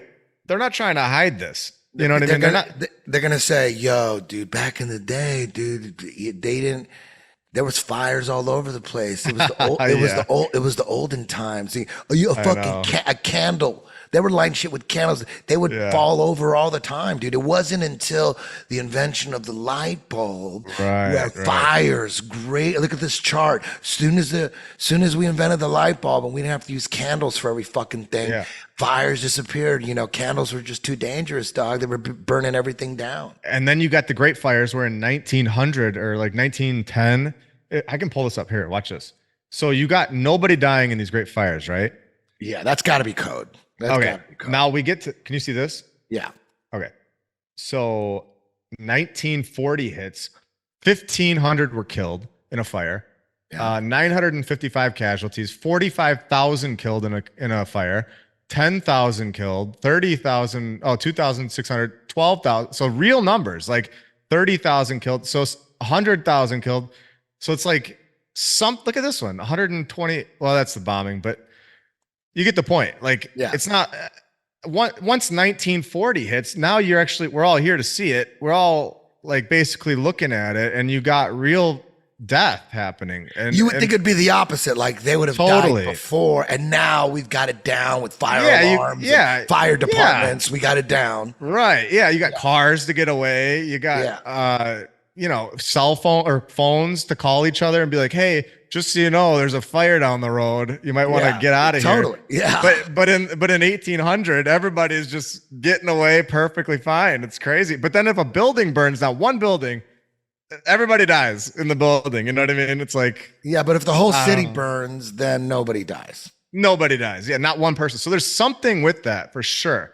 There's something weird about that. And I don't know. Something is going on with the fire narrative. And I just can't believe that no one's ever really looked into that. Like that nobody died in a great fire. You know? Hey, before I forget, I want to ask you real quick, a little bit off topic, but I don't want to forget.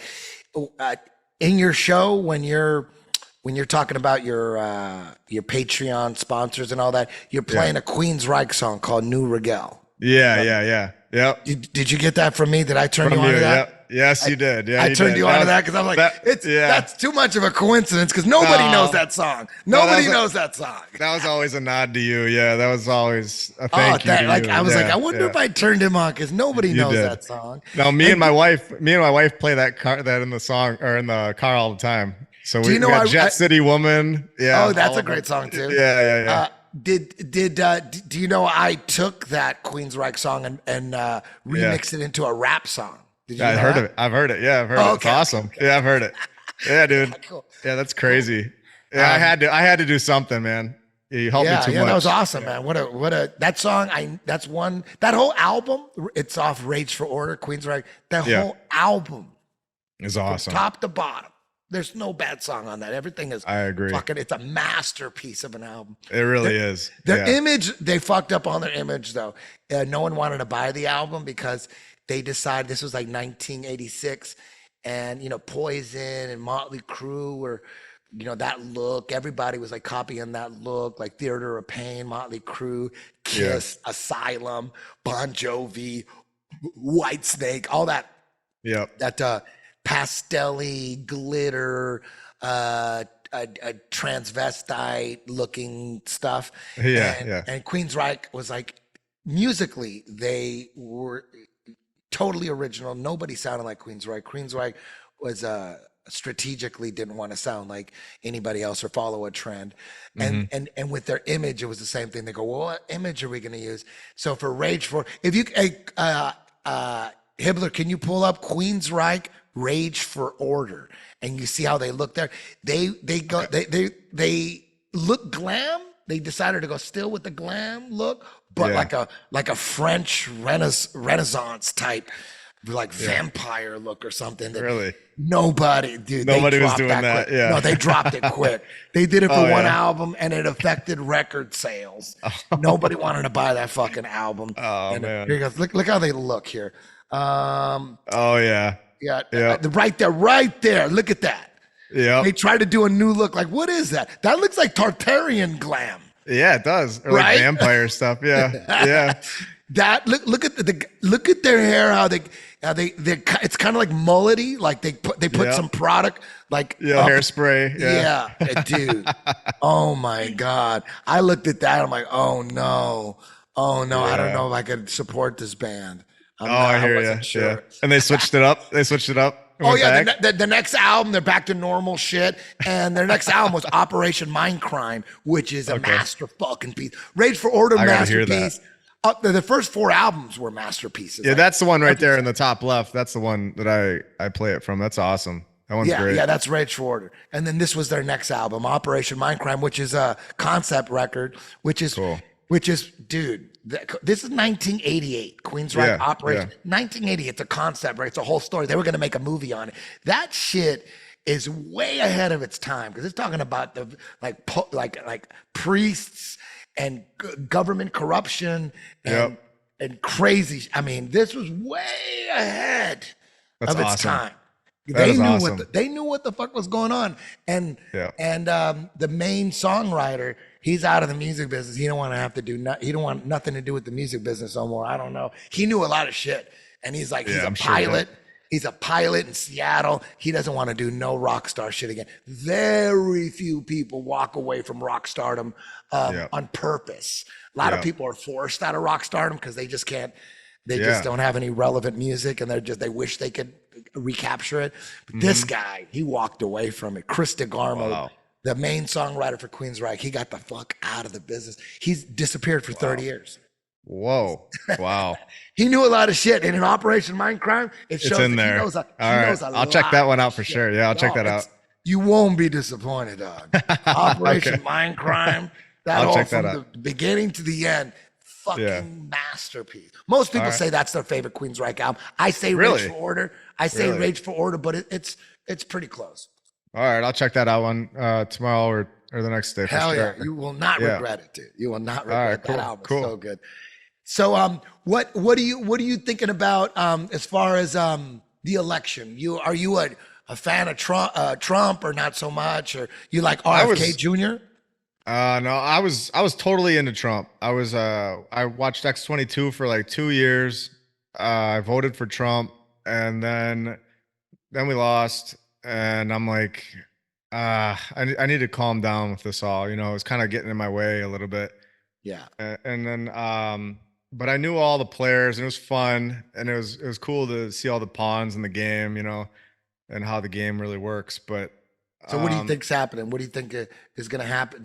Is the election important in your mind, or you think it doesn't matter? We're fucked. It could be. I think that I hope Trump's the savior. I hope he is. But in my mind, I worry that it's like a test to see like how many people in that area of the world are still indoctrinated.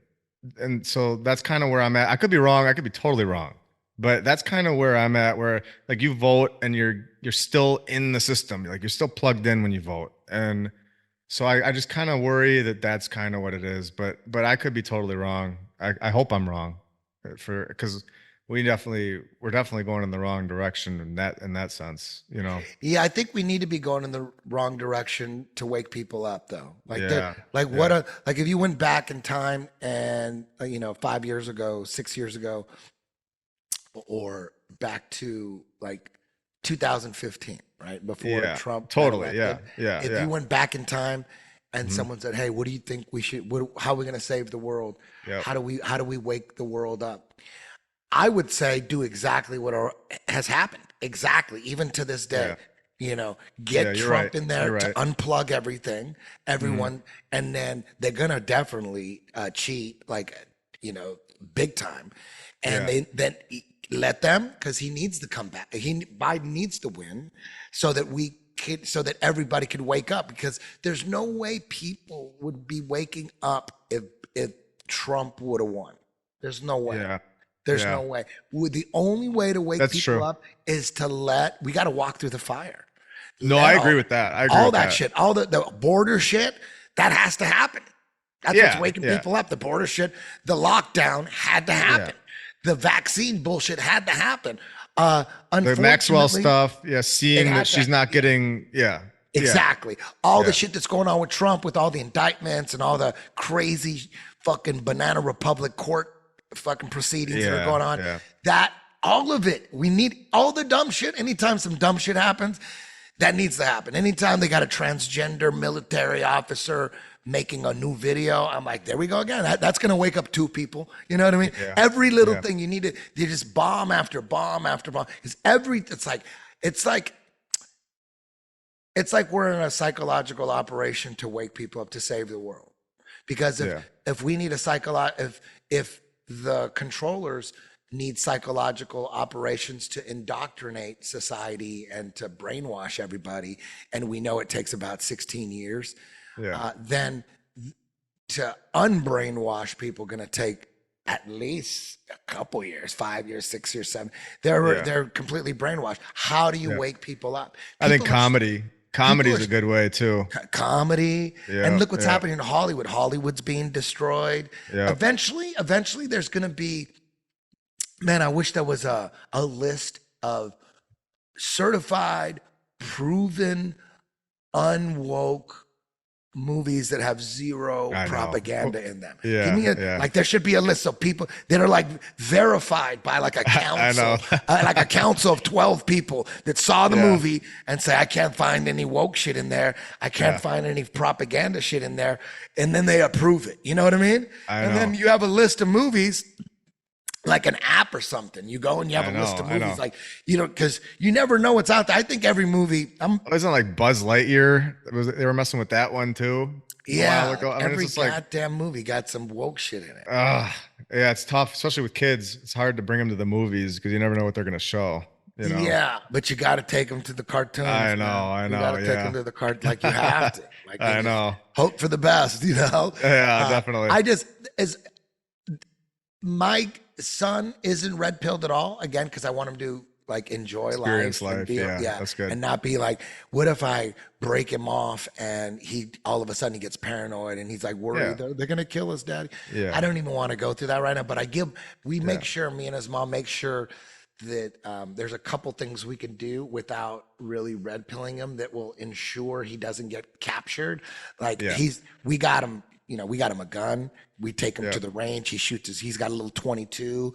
We go professional range. We got a gun instructor, you know, cool. And and we got him into shooting, and we got him into, you know, we tell him the importance of, you know, the Second Amendment and you know, the right to protect. We have, you know, I tell him we have these guns to protect each other. Okay. Exactly. Someone messes with your mom, you fucking shoot him.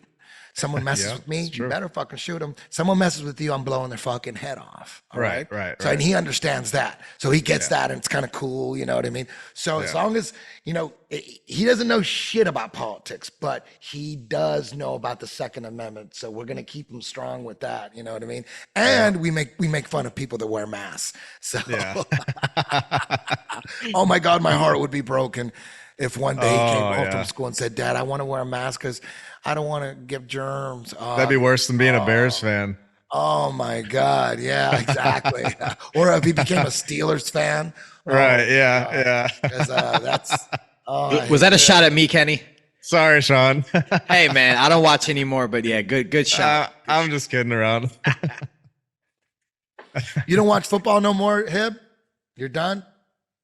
It's a good way to look, man, once my Cubbies won the World Series in 2016. You were all good. You were done. There was no looking back at sports. I you know, after that 108-year drought, I had nothing to look forward to anymore. So yeah, I got my 6 with Jordan, and I was never a big Bears fan, so I let that go easy. But okay.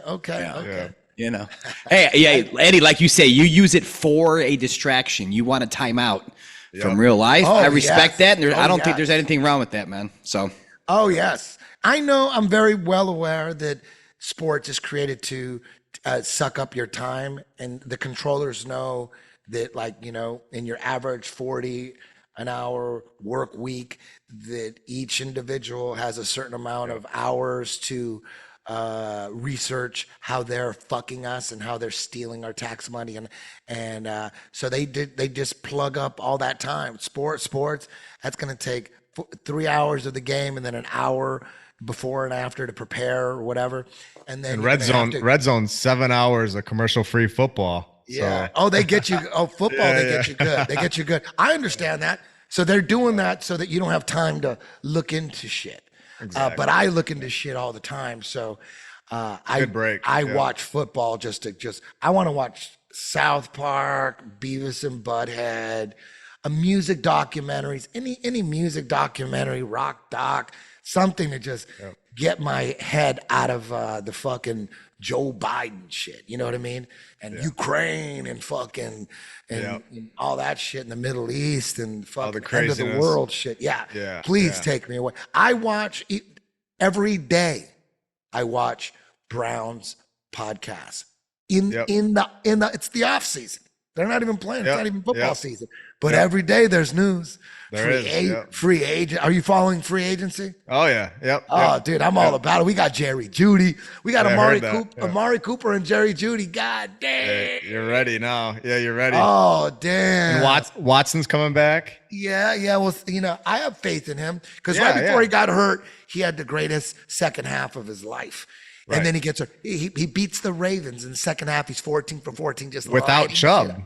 Without Chubb, and he lit it up. And then everyone's like, "Oh shit, Deshaun's back." Guess what? He's having surgery. He's out. Just like that. Yeah. It's like he's back. And then Flacco came in. And then Flacco came in. I love Flacco. I wish they would have re-signed Flacco. I know. Yeah, I wish they would have, but I love Flacco. But he did good. He did good. It would have been too much of a distraction. They didn't bring him back because all the fans want Flacco more than they want Watson. Right. So that would have been too much of a distraction. I get it, but still, it would have been nice to have both of them. And then that way you wouldn't have to worry too much about if Watson did great or if he got hurt. Let him run. Let him get hurt. Put Flacco in. It doesn't matter. Yeah, totally. Now we got. They just signed Jameis Winston, who was a former number 1 pick, and he hasn't been doing that good, but he was a number 1 pick. And then they brought in Tyrone Huntley too, or Tyler Huntley. Yeah, they brought him in too. So 2 dudes who haven't really done shit. We had Flacco, who was a proven fucking. Well, hopefully Watson just stays healthy and you don't have to worry about it then. Totally. Yeah. Is Chubb coming back? Do you know? As far as I know, but his knee injury was devastating. His knee injury was so devastating. I'd never even heard of this, but when you rip all your tendons, you can't just have one knee surgery. You do one to repair the ACL, and then once the ACL is repaired, you got to go back and repair like the MCL and the meniscus. You do that later. You can't do it all at the same time. Wow, you got to do one at a time. So you got to go back again and fix the other ligaments. So he had pretty much the same injury in college where his leg just got snapped. Was he at Georgia? Yeah, and he came back. I mean, well, of course he came back. He's one of the greatest running backs ever. So hopefully he can come back from this. But oh man, I love football, so it's the greatest distraction. The Browns got hit with some injuries last year. I think they'll be pretty good this year though. Getting Jerry Jeudy, got Cooper. Yeah, Jerry Jeudy, Cooper. The defense is pretty much intact. They got rid of a couple of their linebackers, but the weakness of their defense, what were their linebackers? So they got rid of their weak linebackers, they brought better linebackers, defensive line completely intact. They kept Zadarius Smith, of course, Myles Garrett, Shelby Harris, Davlin Tomlinson. The defensive line is still intact and fortified already. The secondary, high-level secondary, could be the best secondary in the game. Mark Emerson, Denzel Ward, and fucking Grant Delpit. It was the linebackers that were the weakness of the defense, and they upgraded a little bit. So the defense is still going to be better, and the offense, hopefully they could stay healthy because last year the offensive line, dude, we were playing fucking dudes right off the street at left tackle, and you know what I mean. Our offensive line was just total busters. They were just throwing. Everybody got hurt. Everybody. It was crazy.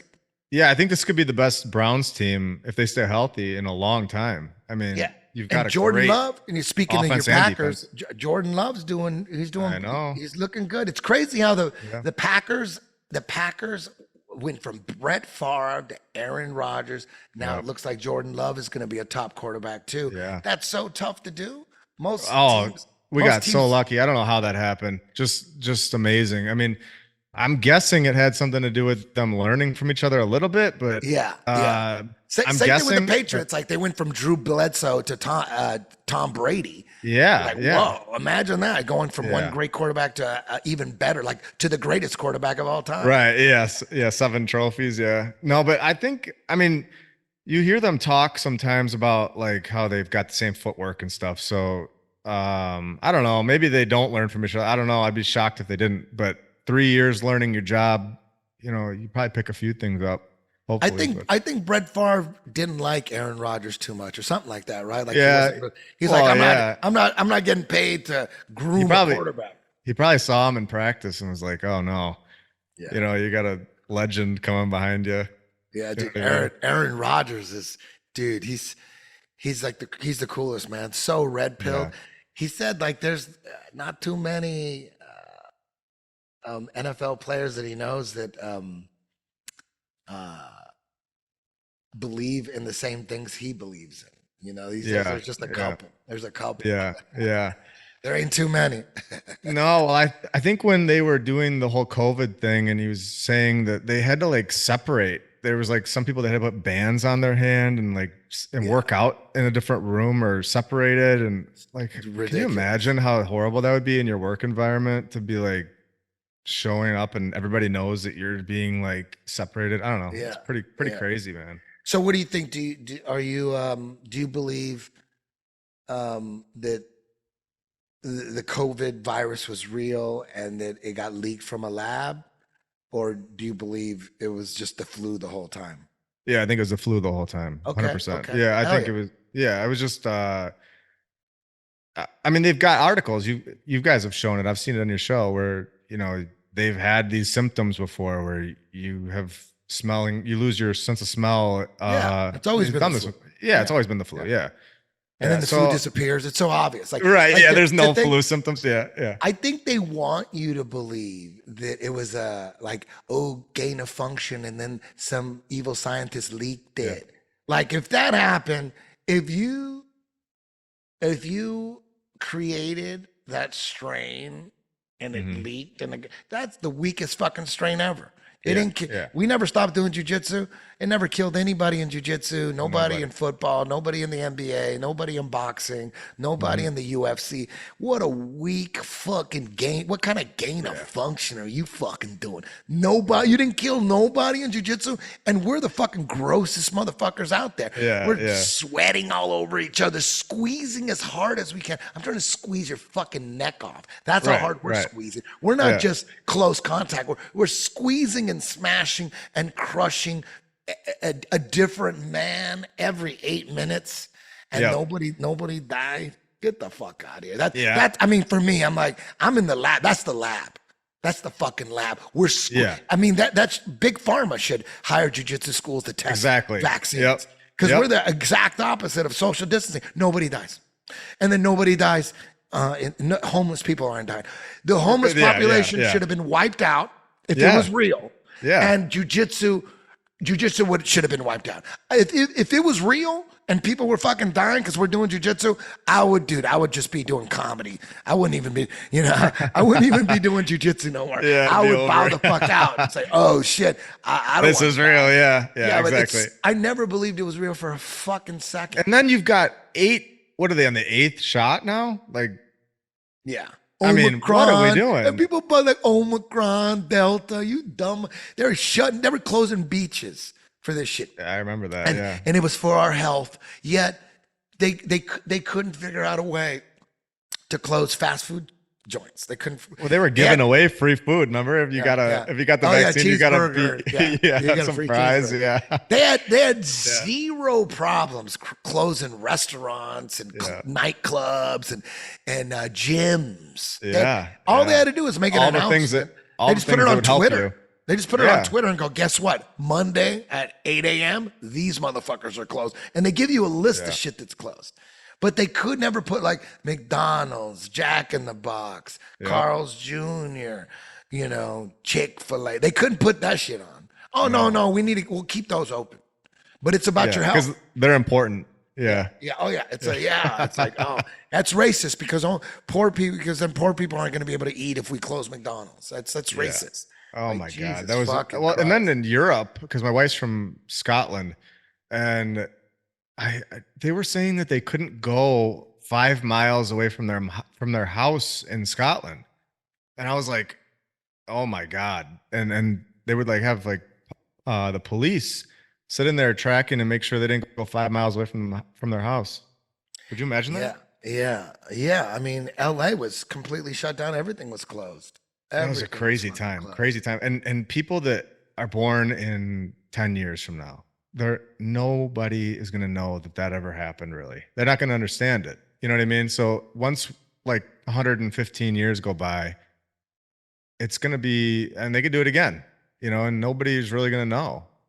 Yeah. And that's kind of the crazy part to me. But like we said earlier, like if it happened again to us, like we're not going to do that. Like we're not going to, I'm going to go to the grocery store. We already took that lockdown vaccine. We took that shit. But in 100 and it ain't gonna work no more, dog. It ain't gonna work no more. You guys fucked up. You could do that shit once. That's it. Yeah. Once. And then there's no way they could. I want them to try so just to watch them try and watch them fail. I love that, man. I was at the airport the other day. There's still people walking around with masks on. And I'm like, there's always gonna be zombies. There's always gonna I think a lot of them, like the girls that are wearing masks, I think maybe some of them might be celebrities. Some of them might, they feel ugly that day. They didn't want to put on their makeup. Let me just wear a mask.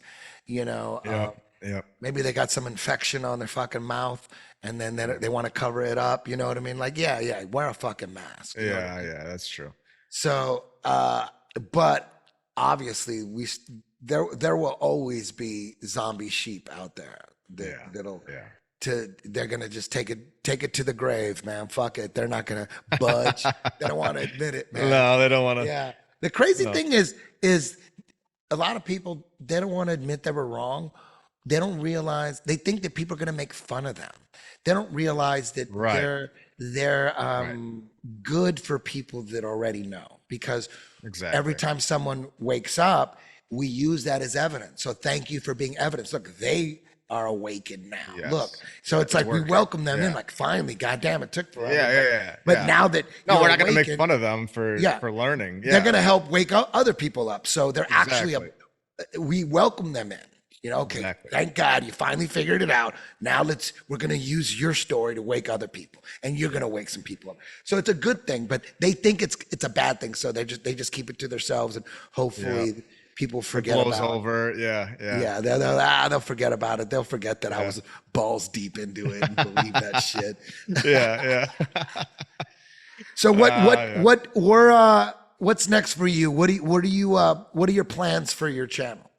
Yeah, so I got the fire games. The fire game. I'm just gonna go on with that if people like it. I'm gonna see how many fires I can find all over the world. I think that's kind of, if we can get it to if that tally keeps going up, I think people are gonna be like, all right, what's going on here? You know what I mean? Like, and also I think it's important for a lot of people, like I said earlier, like, when you look at these buildings, a lot of people they're impressed by them. You can see it. When I was walking in New York, you can see that people are taking pictures of them and they appreciate them, but they just don't understand why. So I think it's really cool I feel like this channel really helps show why that you should appreciate them, or give them a little context as to what's going on with this building that you walk by every day, maybe. Yeah, it's even cooler than you thought. It's way more beautiful than you thought. Now, were you watching John Levi before you started your channel? Yeah, I watched him. I watched Mind Unveiled. Yep. Yeah. And then I just started looking into it. And then how did you decide, you know what? I'm going to do what John Levi is doing. I'm going to fucking do this shit too and help spread the word. Because like I said, strategically on Jerry, I put out John Levi there. When I dropped John Levi, the plan was get people into him and help him. You know what I mean? Because once you get people into it, they're gonna go to their own downtown and check out their own buildings and start filming their own shit. So the plan was just to get as many people filming their own shit and doing their own shit. That was the plan, dog. Well, it worked. It worked. It got me because I was sitting there one day and I heard you say that, and I heard you say that you wanted as many like soldiers out there to work on this. You know what I mean? And I think that I was just kind of like, all right, well, you know what? I know how to edit, and I'm like, I feel like I have information that people want to hear, and so I was like, might as well give it a shot, and it kind of just worked. And then And what do you do? Here we You are. do it like generally like a video a week, 2 a week? What do you do? Yeah. So I make one video every like 4 days. Okay. It takes me about 4 days to make one. I research on one day, I write the whole script, and then I go and I record the next day, and I edit the audio that day. And So then you the write next- everything out that you're saying? Yeah, because I really want to make sure that it's coming from like the inside of me, not just me just rambling off about nothing. You know what I mean? I want to make sure it's really perfect. And then I get that done, and then I go in the garage and I record in the garage, and then I come in back inside and I edit all the audio, and then the next 2 days I'll put all the video together, like everything that you see. So that'll complete one episode for those 4 days. But then I'll make sure that there's one video that comes out every Saturday at 4:30 p.m. Eastern time. But yeah, so I think I've got like 4 videos done right now. And then that's kind of where we're at. And when you when ideas just come waiting to to be you released, for a video, are you like you driving around and then like, oh shit, that's an idea, and then you write it, you put it in your phone? Totally. Yeah. I've got a bunch of stuff written down too, where like I think the population thing is just crazy to me, where there's something wrong with that chart where you've got thousands of years of nobody. It doesn't make any sense. Yeah. Where people repopulate at a certain rate. You know, it's not nobody and never anybody. You know what I mean? And then all of a sudden the banks start, and then you've got 1600, the banks start, and then you've got 1700, like the Freemasons and all that. And then 1800, you've got the phone, the train, the plane in 1903, the car in 1886, electricity in 1800s, all the teams, NFL, NBA, everything in the 1800s. And then the population spikes, and so does interest rates, and like everything. Nothing is going on in like the 1200s. And you've got these buildings, these castles have incredible stories of like this 13-month-old baby king that takes over the castle, and they build this part of the castle. And then you get a building in the 1800s that looks amazing. They have no idea. I've emailed them like in episode 33, I think it was, where they don't even know who built their building. And it's like, how do you know what's going on in 1200, but you have no idea what's going on like 150 years ago or 200 years ago? Yeah. To me, I don't trust any history. No. Because most history is based on writing. Like people wrote shit down. Exactly. Diaries and shit. Who knows who the fuck was writing that and what they were thinking and what the plan was? It's very hard for me to believe any history. Like when people like start rattling off all this shit from fucking 800 AD and this king and then like, how do you who the fuck knows? Right, This could all be total bullshit. Exactly. Like, you know, I mean, who's that one Russian guy who's like saying that our whole existence is like less than 2,000 years, something Vitoli or something like when I hear shit like that, I'm like, that makes more sense to me. Like he's saying that, you know, that like the whole, like the era of like the Egyptians and then the, you know, the Greeks, he said everything. What's his name? Vitoli? I don't know. Do you know Hibbler? There's a guy named, I've heard of that though. He's basically I saying, know who you're talking about. I don't know the name. I forget either. his name. None of us know the name. It was like, it's like one of those conspiracy theories from like 8 years ago or like 10 years ago. Yeah. And this guy was saying that our whole history is all within 2,000 years or something like that. And I don't remember too much about it, but I just remember the basic idea. And that shit makes sense, even though it's just a basic idea. I'm like, it's the timeline is just all fucking crazy. We might just be a reality show for the controllers.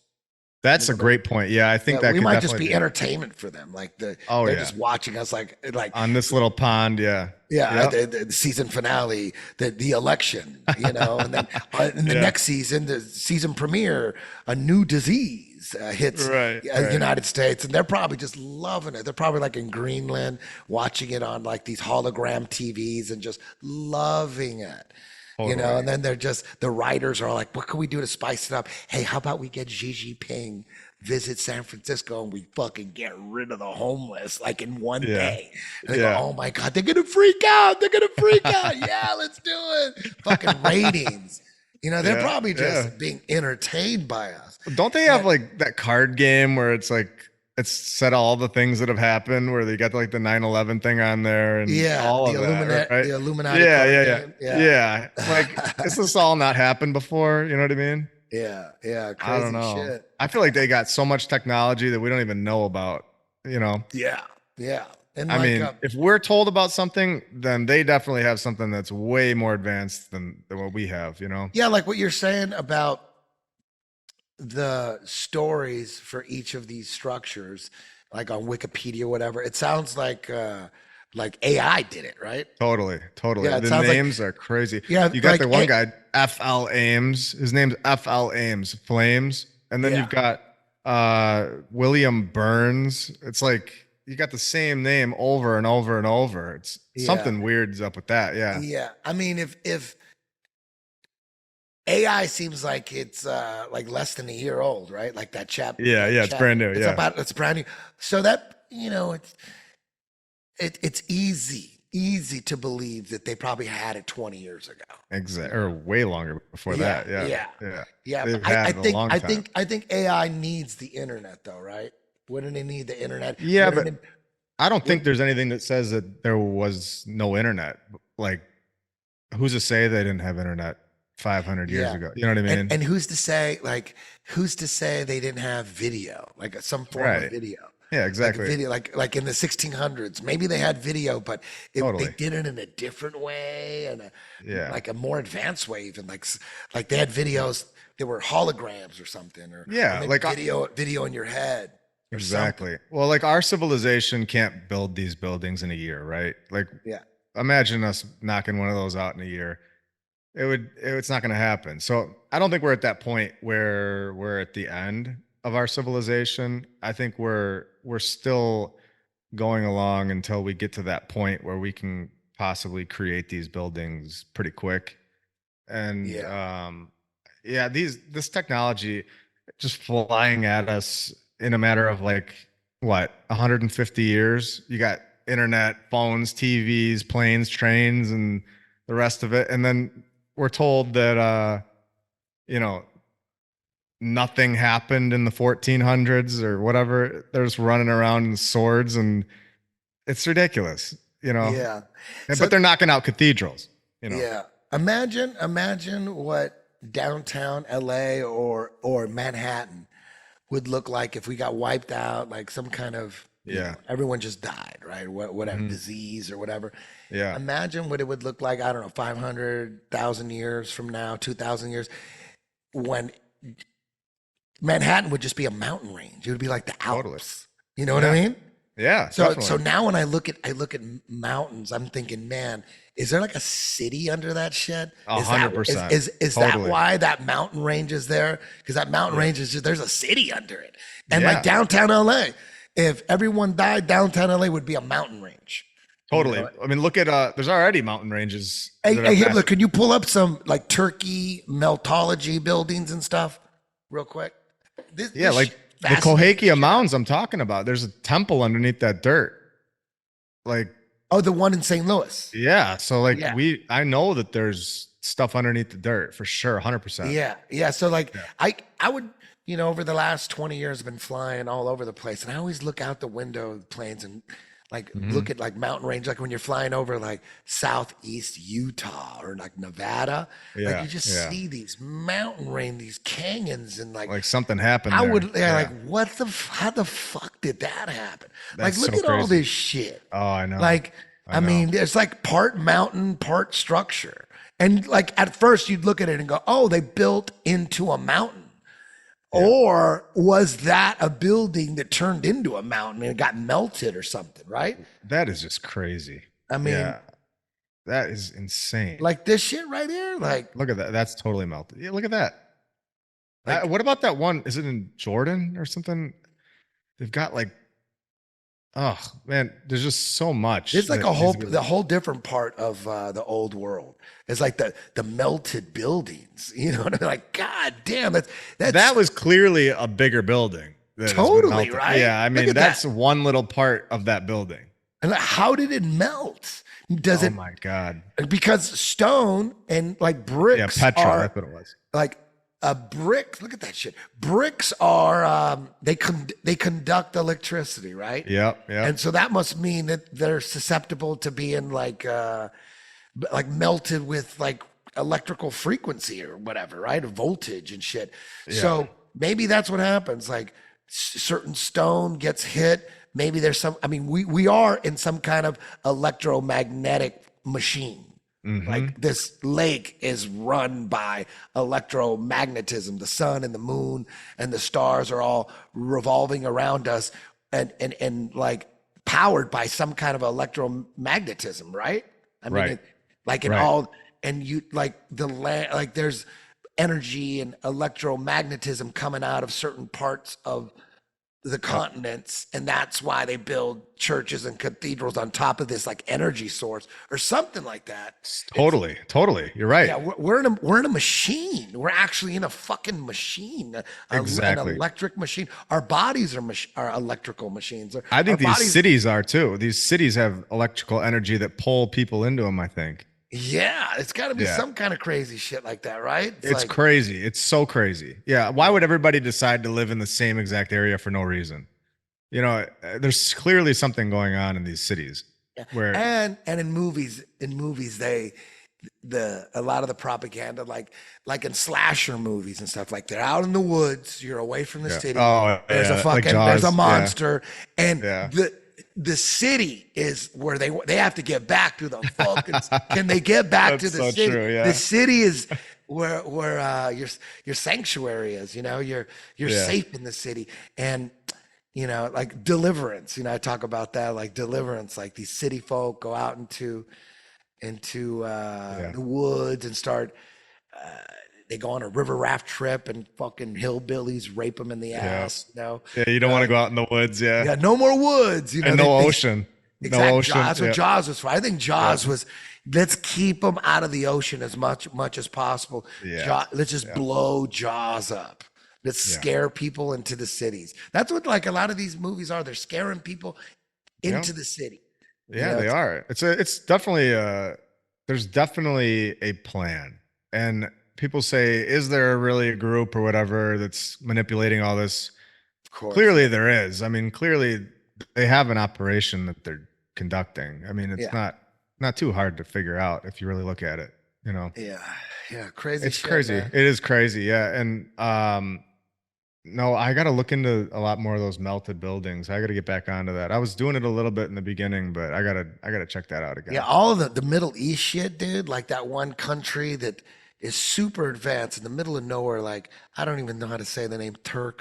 I don't know if it's Turkmenistan. Is it Turkmenistan? But then I think so, the city is like, there's a city that's super highly advanced and it's insane. Yeah, in the middle of the fucking Middle East, it's crazy. There's a lot of shit going on in the middle, like Turkey and even what was that other country? Not Bulgaria. Maybe it was Bulgaria, but there's so much shit.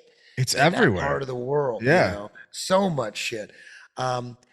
Kenny, I appreciate your work, man. Yeah. And appreciate you. And thank you for coming on my show. Yeah. We'll do part 2. We'll do part 3. Cool. Keep doing God's work, man. And I'll see you soon, man. You have a good night. I appreciate you, man. Thank you very much for having me. Thank you, dude. Yep. See ya. All right. See ya. The Jiu-Jitsu Dojo is the ultimate training ground for life. Jiu-Jitsu will accelerate the evolution of your being, your consciousness, your soul. Through this amazing art, you will prove to yourself that you can master anything you set your mind to. Happy birthday, Eddie Bravo. I leave for Brazil tomorrow. Are you the Fear Factor guy? I'm like 6 pounds over. Time to sweat it out. Just imagine someone that has no idea how different your game is.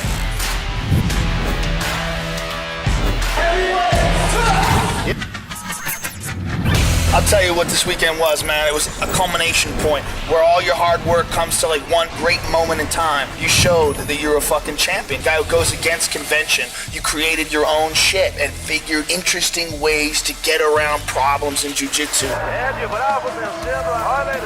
And shows you that great things are possible if you work hard, if you dedicate yourself, and you use your creativity, and you push through. Your own human potential just goes up. My 10th Planet Association has grown rapidly to over 70 academies worldwide, and their curriculums are all synced to 10th Planet headquarters located in downtown Los Angeles.